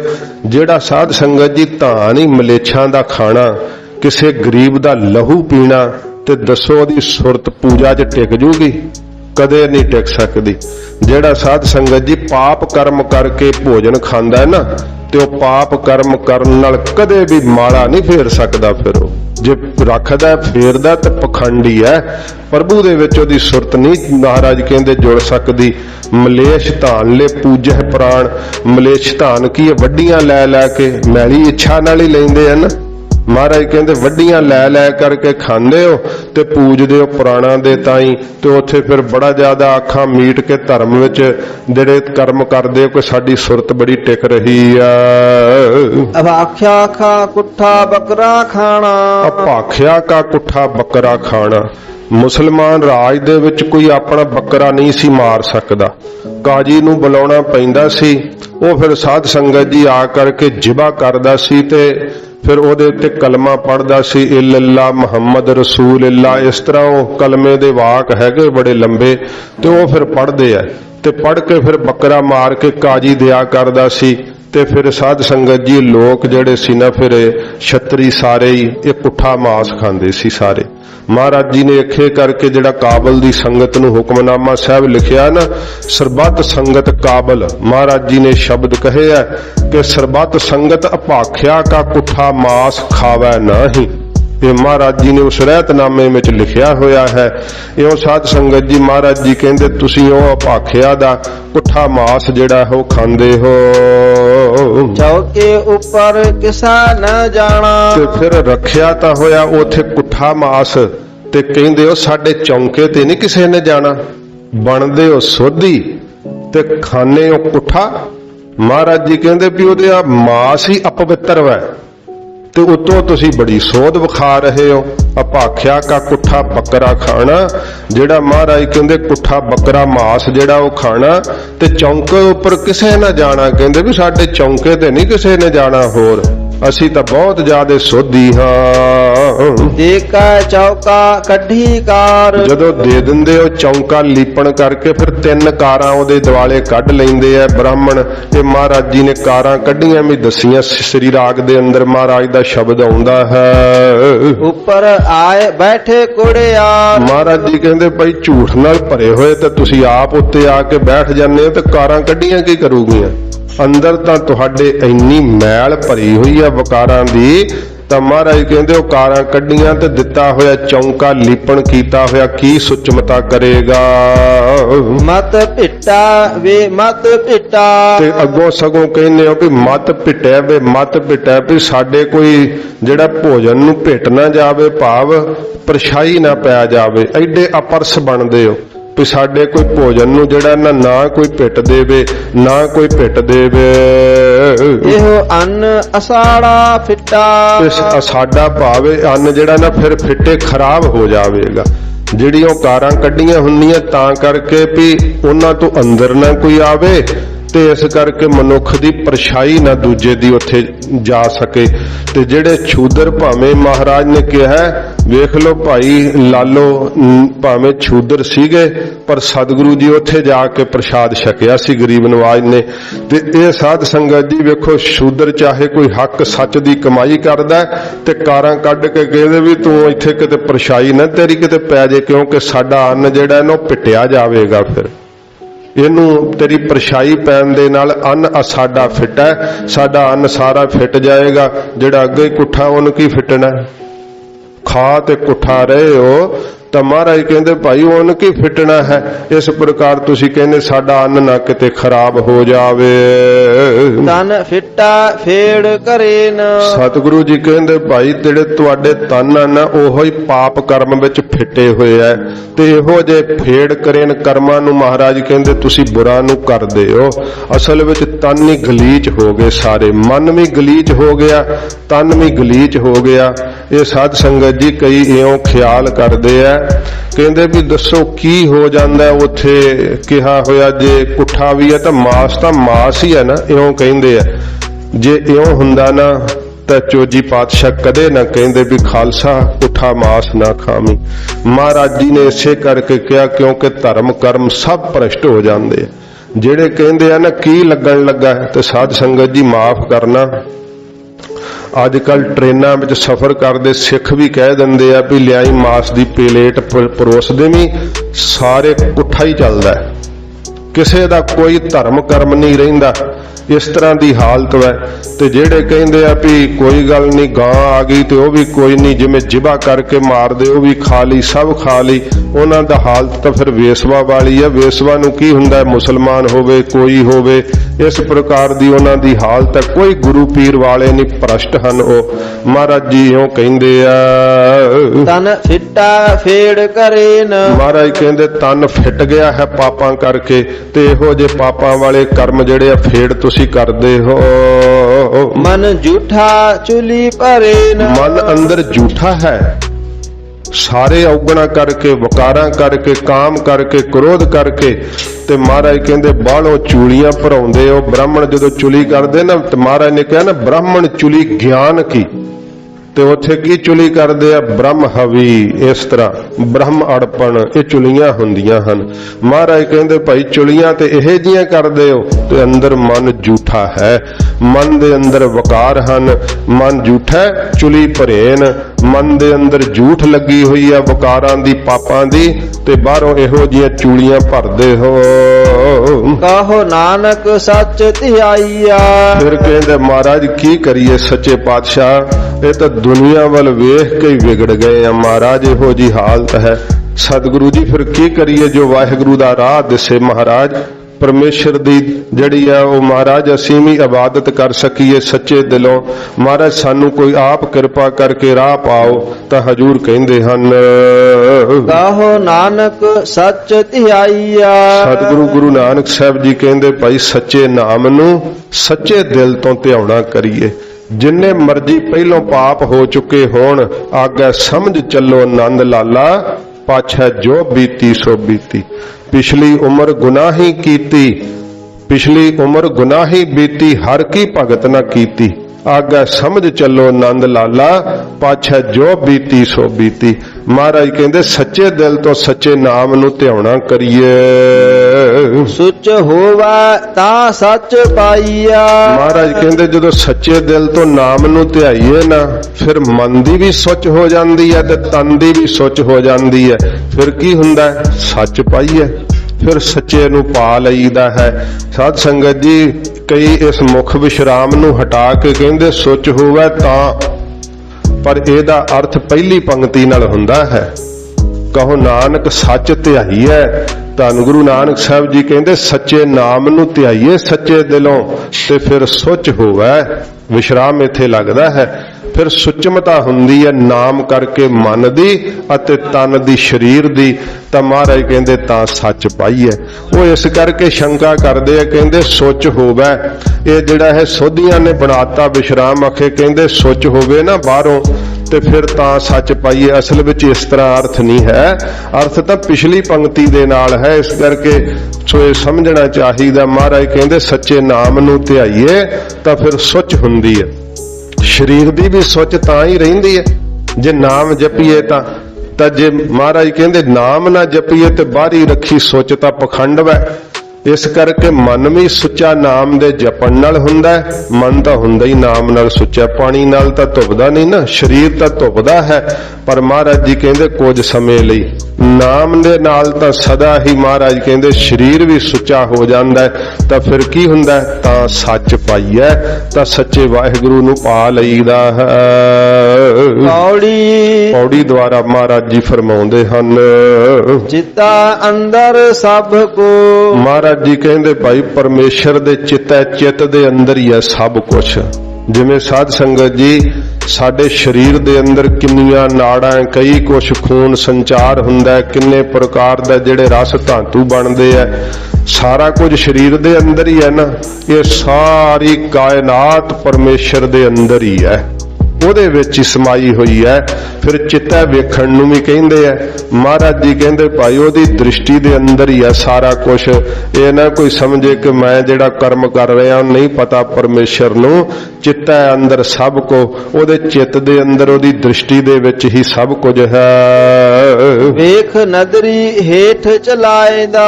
ਤੇ ਵੇਖ ਕੇ ਆਪਣੇ ਮਹਾਰਾਜ ਜੀ ਕਹਿੰਦੇ ਸਾਰੀ ਬਣਾਈ ਹੋਈ ਇਸ ਸ੍ਰਿਸ਼ਟੀ ਨੂੰ, ਉਹਦੇ ਜੀਆਂ ਦੇ ਕਰਮਾਂ ਨੂੰ ਵੇਖਦਾ ਹੈ ਵਾਹਿਗੁਰੂ। ਤੇ ਫਿਰ ਆਪਣੀ ਨਦਰ ਥੱਲੇ, ਆਪਣੇ ਹੁਕਮ ਦੇ ਥੱਲੇ ਵਾਹਿਗੁਰੂ ਜੀ ਸਾਰਿਆਂ ਨੂੰ ਚਲਾ ਰਹੇ ਹੈ। ਵੇਖ ਨਦਰੀ ਹੇਠ ਚਲਾਏਂਦਾ, ਜਿਹਦੇ ਉੱਤੇ ਮਿਹਰ ਦੀ ਨਿਗਾਹ ਨਾਲ ਮੇਰੇ ਵਾਹਿਗੁਰੂ ਜੀ ਵੇਖਦੇ ਆ ਨਾ, ਉਹਨਾਂ ਨੂੰ ਫਿਰ ਆਪਣੀ ਕਿਰਪਾ ਦ੍ਰਿਸ਼ਟੀ ਦੇ ਨਾਲ ਭਾਵ ਭਗਤੀ ਵਿੱਚ ਚਲਾ ਦਿੰਦੇ ਆ। ਮਹਾਰਾਜ ਦੇ ਹੁਕਮ 'ਚ ਨਦਰ ਦੇ ਥੱਲੇ ਹੀ ਸਾਰੀ ਸ੍ਰਿਸ਼ਟੀ ਚੱਲ ਰਹੀ ਹੈ, ਸਭ ਜੀਆਂ ਨੂੰ ਵੇਖ ਰਹੇ ਆ ਵਾਹਿਗੁਰੂ ਜੀ। ਆਪੇ ਦੇ ਵਡਿਆਈਆ। ਆਪ ਹੀ ਮੇਰਾ ਵਾਹਿਗੁਰੂ ਨਾਮ ਦੀਆਂ, ਬ੍ਰਹਮ ਗਿਆਨ ਦੀਆਂ ਵਡਿਆਈਆਂ ਦੇ ਕੇ ਨਵਾਜ ਦਿੰਦਾ ਹੈ। ਜਿਹਨੂੰ ਪਰਮੇਸ਼ਰ ਦੇਵੇ ਨਾ, ਗੁਰਮੁਖ ਸਾਧ ਸੰਗਤ ਜੀ ਵਾਹਿਗੁਰੂ ਦੇ ਦਿੱਤੇ ਦੇ ਉੱਤੇ ਖੁਸ਼ ਹੁੰਦੇ ਆ। ਤੇ ਜਿਹੜਾ ਕੋਈ ਨਾਸਤਕ ਹੁੰਦਾ, ਮਨਮੁਖ ਹੁੰਦਾ, ਉਹ ਬੜਾ ਦੁਖੀ ਹੁੰਦਾ ਵੀ ਇਹਦੇ ਨਾਲੋਂ ਤੇ ਮਹਾਰਾਜ ਮੇਰਾ ਗਲਾ ਘੁੱਟ ਕੇ ਮਾਰ ਦੇਣੋ, ਇਹਨੂੰ ਕਿਉਂ ਇੰਨਾ ਦਿੱਤਾ ਹੈ। ਪਰ ਪਰਮੇਸ਼ਰ ਦੇ ਦਿੱਤੇ ਤੇ ਜਿਹੜਾ ਖਫਾ ਹੁੰਦਾ, ਮਹਾਰਾਜ ਜੀ ਕਹਿੰਦੇ ਵੀ ਤੂੰ ਤਾਂ ਰਜਾ 'ਚ ਨਹੀਂ ਚੱਲਦਾ, ਤੈਨੂੰ ਕੀ ਦਈਏ। ਮਹਾਰਾਜ ਜੀ ਕਹਿੰਦੇ ਹਨ, ਆਪੇ ਦੇ ਵਡਿਆਈਆ। ਆਪ ਹੀ ਮੇਰਾ ਵਾਹਿਗੁਰੂ ਸਾਰੀਆਂ ਵਡਿਆਈਆਂ ਦਿੰਦਾ ਹੈ, ਨਾਮ ਦੀਆਂ, ਭਾਵ ਭਗਤੀ ਦੀਆਂ। ਆਪੇ ਹੀ ਕਰਮ ਕਰਾਇਂਦਾ। ਆਪ ਹੀ ਜੀਆਂ ਕੋਲੋਂ ਮਹਾਰਾਜ ਜੀ ਕਹਿੰਦੇ ਪ੍ਰੇਰ ਕੇ ਭਾਈ ਕਰਮ ਕਰਾਉਂਦਾ ਹੈ। ਵੱਡੋ ਵੱਡਾ ਵੱਡ ਮੇਦਨੀ। ਬ੍ਰਹਮਾ ਵੱਡਾ ਮੰਨਿਆ, ਵਿਸ਼ਨੂੰ ਵੱਡਾ ਮੰਨਿਆ, ਸ਼ਿਵ ਜੀ ਵੱਡਾ ਮੰਨਿਆ। ਮਹਾਰਾਜ ਕਹਿੰਦੇ ਉਹ ਤਾਂ ਵੱਡਿਆਂ ਤੋਂ ਵੀ ਵੱਡਾ ਹੈ। ਵੱਡੋ ਹੋ ਵੱਡਾ ਵੱਡ ਮੇਦਨੀ। ਇਹ ਜਿਹੜੀ ਸਾਰੀ ਮੇਦਨੀ ਹੈ ਨਾ ਕਾਇਨਾਤ, ਇਥੋਂ ਕਾਇਨਾਤ ਲੈਣਾ, ਕਿਉਂਕਿ ਧਰਤੀ ਨੂੰ ਤਾਂ ਸ਼ਾਇਦ ਇਹ ਮਿਣੀ ਬੈਠੇ ਆ। ਮਹਾਰਾਜ ਸੱਚੇ ਪਾਤਸ਼ਾਹ ਜੀ ਕਹਿੰਦੇ ਖੁਰੇ ਮੇਦਨੀਆਂ ਕਿੰਨੀਆਂ ਕਨੇ, ਕਿਉਂਕਿ ਮਹਾਰਾਜ ਦੀ ਬਾਣੀ ਕਹਿੰਦੀ ਹੈ। ਤੇ ਅਥਵਾ ਇਹ ਮੇਦਨੀ ਵੀ ਛੋਟੀ ਨਹੀਂ ਹੈਗੀ, ਇਹ ਧਰਤੀ ਵੀ ਅਜੇ ਤੱਕ ਮਨੁੱਖ ਨੂੰ ਨਹੀਂ ਪਤਾ ਲੱਗਾ ਕਿ ਧਰਤੀ ਦੀ ਕੁੱਖ ਵਿੱਚ ਕੀ ਕੁਛ ਪਿਆ ਹੈ। ਪਤਾ ਨਹੀਂ ਹੈ ਕੁਛ ਵੀ ਇਸ ਧਰਤੀ ਬਾਰੇ ਵੀ, ਤੇ ਸਾਰੇ ਬ੍ਰਹਿਮੰਡ ਬਾਰੇ ਕੀ ਪਤਾ ਲੱਗ ਸਕਣਾ ਹੈ। ਤੇ ਬ੍ਰਹਿਮੰਡ ਤੋਂ ਵੀ ਅੱਗੇ ਖੌਰੇ ਬ੍ਰਹਿਮੰਡ ਕਿੰਨੇ ਕੁ ਹਨ, ਉਹਨਾਂ ਬਾਰੇ ਕੀ ਪਤਾ ਲੱਗ ਸਕਣਾ ਹੈ। ਇਸ ਕਰਕੇ ਸਤਿਗੁਰੂ ਜੀ ਕਹਿੰਦੇ ਆ ਉਹ ਵੱਡਿਆਂ ਤੋਂ ਵੀ ਵੱਡਾ ਹੈ। ਤੇ ਉਹਦੀ ਬਣਾਈ ਹੋਈ ਹੈ ਜਿਹੜੀ ਧਰਤੀ ਹੈ ਮੇਦਨੀ ਹੈ ਵੀ ਮਹਾਰਾਜ ਕਹਿੰਦੇ ਭਾਈ ਵੱਡੀ ਸਾਜੀ ਆ। ਸਿਰੈ ਸਿਰ ਧੰਦਾ ਲਾਇਂਦਾ। ਜਿਵੇਂ ਜਿਵੇਂ ਜੀਵਾਂ ਦੀ ਵਾਸ਼ਨਾ ਹੈ ਨਾ ਉਹਨਾਂ ਨੂੰ ਭਿੰਨ ਭਿੰਨ ਧੰਦਿਆਂ ਦੇ ਵਿੱਚ ਮੇਰੇ ਵਾਹਿਗੁਰੂ ਨੇ ਲਾਇਆ ਹੋਇਆ ਹੈ। ਸਿਰੈ ਸਿਰ ਥਾਂ ਪਰ ਥਾਂ ਉਹ ਜੇ ਕੰਮਾਂ ਵਿੱਚ ਵਾਹਿਗੁਰੂ ਜੀ ਨੇ ਲਾਇਆ ਹੋਇਆ ਹੈ। ਜਿਹੋ ਜਿਹੋ ਜੀਆਂ ਦੀ ਵਾਸ਼ਨਾ ਫੁਰਦੀ ਅੰਦਰ ਮਾਰੇ ਮੈਨੂੰ ਆਹ ਮਿਲੇ ਮੈਂ ਆਹ ਕੰਮ ਕਰਾਂ ਫਿਰ ਮੈਨੂੰ ਆਹ ਨੌਕਰੀ ਮਿਲੇ ਮੇਰਾ ਵਾਹਿਗੁਰੂ ਉੱਥੇ ਉੱਥੇ ਹੀ ਮਹਾਰਾਜ ਕਹਿੰਦੇ ਭਾਈ ਉਹਨਾਂ ਨੂੰ ਧੰਦਿਆਂ ਵਿੱਚ ਥਾਂ ਪਰ ਥਾਂ ਲਾ ਦਿੰਦਾ ਏ। ਨਦਰ ਉਪੱਠੀ ਜੇ ਕਰੇ। ਪਰ ਇੱਕ ਗੱਲ ਹੈ ਮਹਾਰਾਜ ਕਹਿੰਦੇ ਜੇ ਮੇਰਾ ਨਿਰੰਕਾਰ ਆਪਣੀ ਨਿਗਾਹ ਪੁੱਠੀ ਕਰ ਦੇਵੇ ਸੁਲਤਾਨਾ ਘਾਉ ਕਰਾਇਂਦਾ। ਫਿਰ ਸੁਲਤਾਨਾਂ ਦੇ ਕੋਲੋਂ ਵੀ ਬਾਦਸ਼ਾਹਾਂ ਦੇ ਕੋਲੋਂ ਘਾਹ ਖਤਵਾ ਦਿੰਦਾ ਹੈ। ਘਾਹੋ ਕਰਾਇਂਦਾ ਭਾਵ ਉਹਨਾਂ ਨੂੰ ਘਾਹ ਵੱਢਣਾ ਪੈ ਜਾਂਦਾ ਹੈ। ਘਾਹੋ ਕਰਾਇਂਦਾ ਅਸਥਵਾ ਮਹਾਰਾਜ ਕਹਿੰਦੇ ਘਾਹ ਖਵਾ ਵੀ ਦਿੰਦਾ ਹੈ ਵਾਹਿਗੁਰੂ ਜੇ ਨਦਰ ਉਪੱਠੀ ਕਰ ਦੇਵੇ। ਬੇਅੰਤ ਸਾਖੀਆਂ ਨੇ ਇੱਕ ਪ੍ਰਚਲਿਤ ਸਾਖੀ ਹੈ ਇਸ ਕਰਕੇ ਉਹਦਾ ਜ਼ਿਕਰ ਥੋੜਾ ਕਰਦੇ ਆ। ਜਦੋਂ ਸਾਧ ਸੰਗਤ ਜੀ ਸ਼ਾਹਜਹਾਂ ਹਿੰਦੁਸਤਾਨ ਦਾ ਬਾਦਸ਼ਾਹ ਸੀ ਨਾ ਸੰਮਣ ਬੁਰਜ ਵਿੱਚ ਟਹਿਲ ਰਿਹਾ ਸੀ। ਰਾਵੀ ਚੋਂ ਇਸ਼ਨਾਨ ਕਰਕੇ ਗੁਰੂ ਨਾਨਕ ਸਾਹਿਬ ਦੀ ਬਾਣੀ ਪੜ੍ਹਦਾ ਇੱਕ ਸਿੱਖ ਆ ਰਿਹਾ ਸੀ। ਜਦੋਂ ਇਹਨੇ ਤੁਕ ਪੜੀ ਨਦਰ ਉਪੱਠੀ ਜੇ ਕਰੇ ਸੁਲਤਾਨਾ ਘਾਹੋ ਕਰਾਇਂਦਾ ਬਾਦਸ਼ਾਹ ਸ਼ਾਹਜਹਾਂ ਨੇ ਬੁਲਾ ਕੇ ਕਿਹਾ ਵੀ ਇਹ ਤੂੰ ਕੀ ਕੁਫਰ ਤੋਲੀ ਜਾਂਦਾ। ਸਿੱਖ ਨੇ ਨਿਮਰਤਾ ਨਾਲ ਕਿਹਾ ਬਾਦਸ਼ਾਹ ਇਹ ਗੁਰੂ ਨਾਨਕ ਸਾਹਿਬ ਦੀ ਬਾਣੀ ਹੈ ਤਿੰਨਾਂ ਕਾਲਾਂ 'ਚ ਸੱਤ ਹੁੰਦੀ ਹੈ। ਕਹਿੰਦਾ ਰਾਜਾ ਹੋਵੇ ਤੇ ਘਾਹ ਖਾਵੇ ਕਿਵੇਂ ਹੋ ਸਕਦਾ ਇਹ ਨਹੀਂ ਹੋ ਸਕਦਾ ਝੂਠ ਹੈ। ਸਿੱਖ ਕਿਹਾ ਕਿ ਤਾਂ ਮਹਾਰਾਜ ਦੀ ਬਾਣੀ ਹੈ ਅਸੀਂ ਤਾਂ ਸ਼ਰਧਾ ਨਾਲ ਪੜ੍ਹਦੇ ਹਾਂ ਸੱਤ ਹੈ। ਫਿਰ ਉਹ ਵਕਤ ਆਇਆ ਜਦੋਂ ਸ਼ਾਹਜਹਾਂ ਨੂੰ ਕੈਦ ਪਾ ਲਿਆ ਸੀ ਨਰੰਗੇ ਨੇ। ਸਾਧ ਸੰਗਤ ਜੀ ਨੂੰ ਖਾਣ ਨੂੰ ਰੋਟੀ ਨਹੀਂ ਸੀ ਦਿੰਦਾ ਪੀਣ ਨੂੰ ਪਾਣੀ ਨਹੀਂ ਸੀ ਦਿੰਦਾ। ਇਹਨ ਚਿੱਠੀ ਲਿਖ ਕੇ ਮੰਗ ਕੀਤੀ ਸੀ ਤੇ ਨਰੰਗੇ ਨੇ ਜਵਾਬ ਦਿੱਤਾ ਸੀ ਜਿਹੜੀ ਸਿਆਹੀ ਨਾਲ ਤੂੰ ਚਾਰ ਅੱਖਰ ਲਿਖਿਆ ਤੈਨੂੰ ਚਾਹੀਦਾ ਸੀ ਕਿ ਸਿਆਹੀ ਪੀ ਕੇ ਆਪਣੀ ਪਿਆਸ ਬੁਝਾ ਲੈਂਦਾ ਤੈਨੂੰ ਖਾਣ ਨੂੰ ਰੋਟੀ ਤੇ ਪੀਣ ਨੂੰ ਪਾਣੀ ਨਹੀਂ ਮਿਲੇਗਾ। ਜਦੋਂ ਫਿਰ ਇਹਨੂੰ ਤਬਦੀਲ ਕਰਨ ਲੱਗੇ ਨਾ ਦਿੱਲੀ ਤੋਂ ਆਗਰੇ ਦੀ ਜੇਲ੍ਹ ਦੇ ਅੰਦਰ ਜਿੱਥੇ ਇਹ ਮਰਿਆ ਆਖੀਰ ਇਹ ਕਈਆਂ ਦਿਨਾਂ ਦਾ ਭੁੱਖਾ ਸੀ ਸ਼ਾਹਜਹਾਂ ਤੇ ਇਹਨੂੰ ਜਿਹੜੇ ਪਿੰਜਰੇ ਦੇ ਅੰਦਰ ਪਾਇਆ ਹੋਇਆ ਕਾਫਲਾ ਸਾਰਾ ਜਾ ਰਿਹਾ ਸੀ।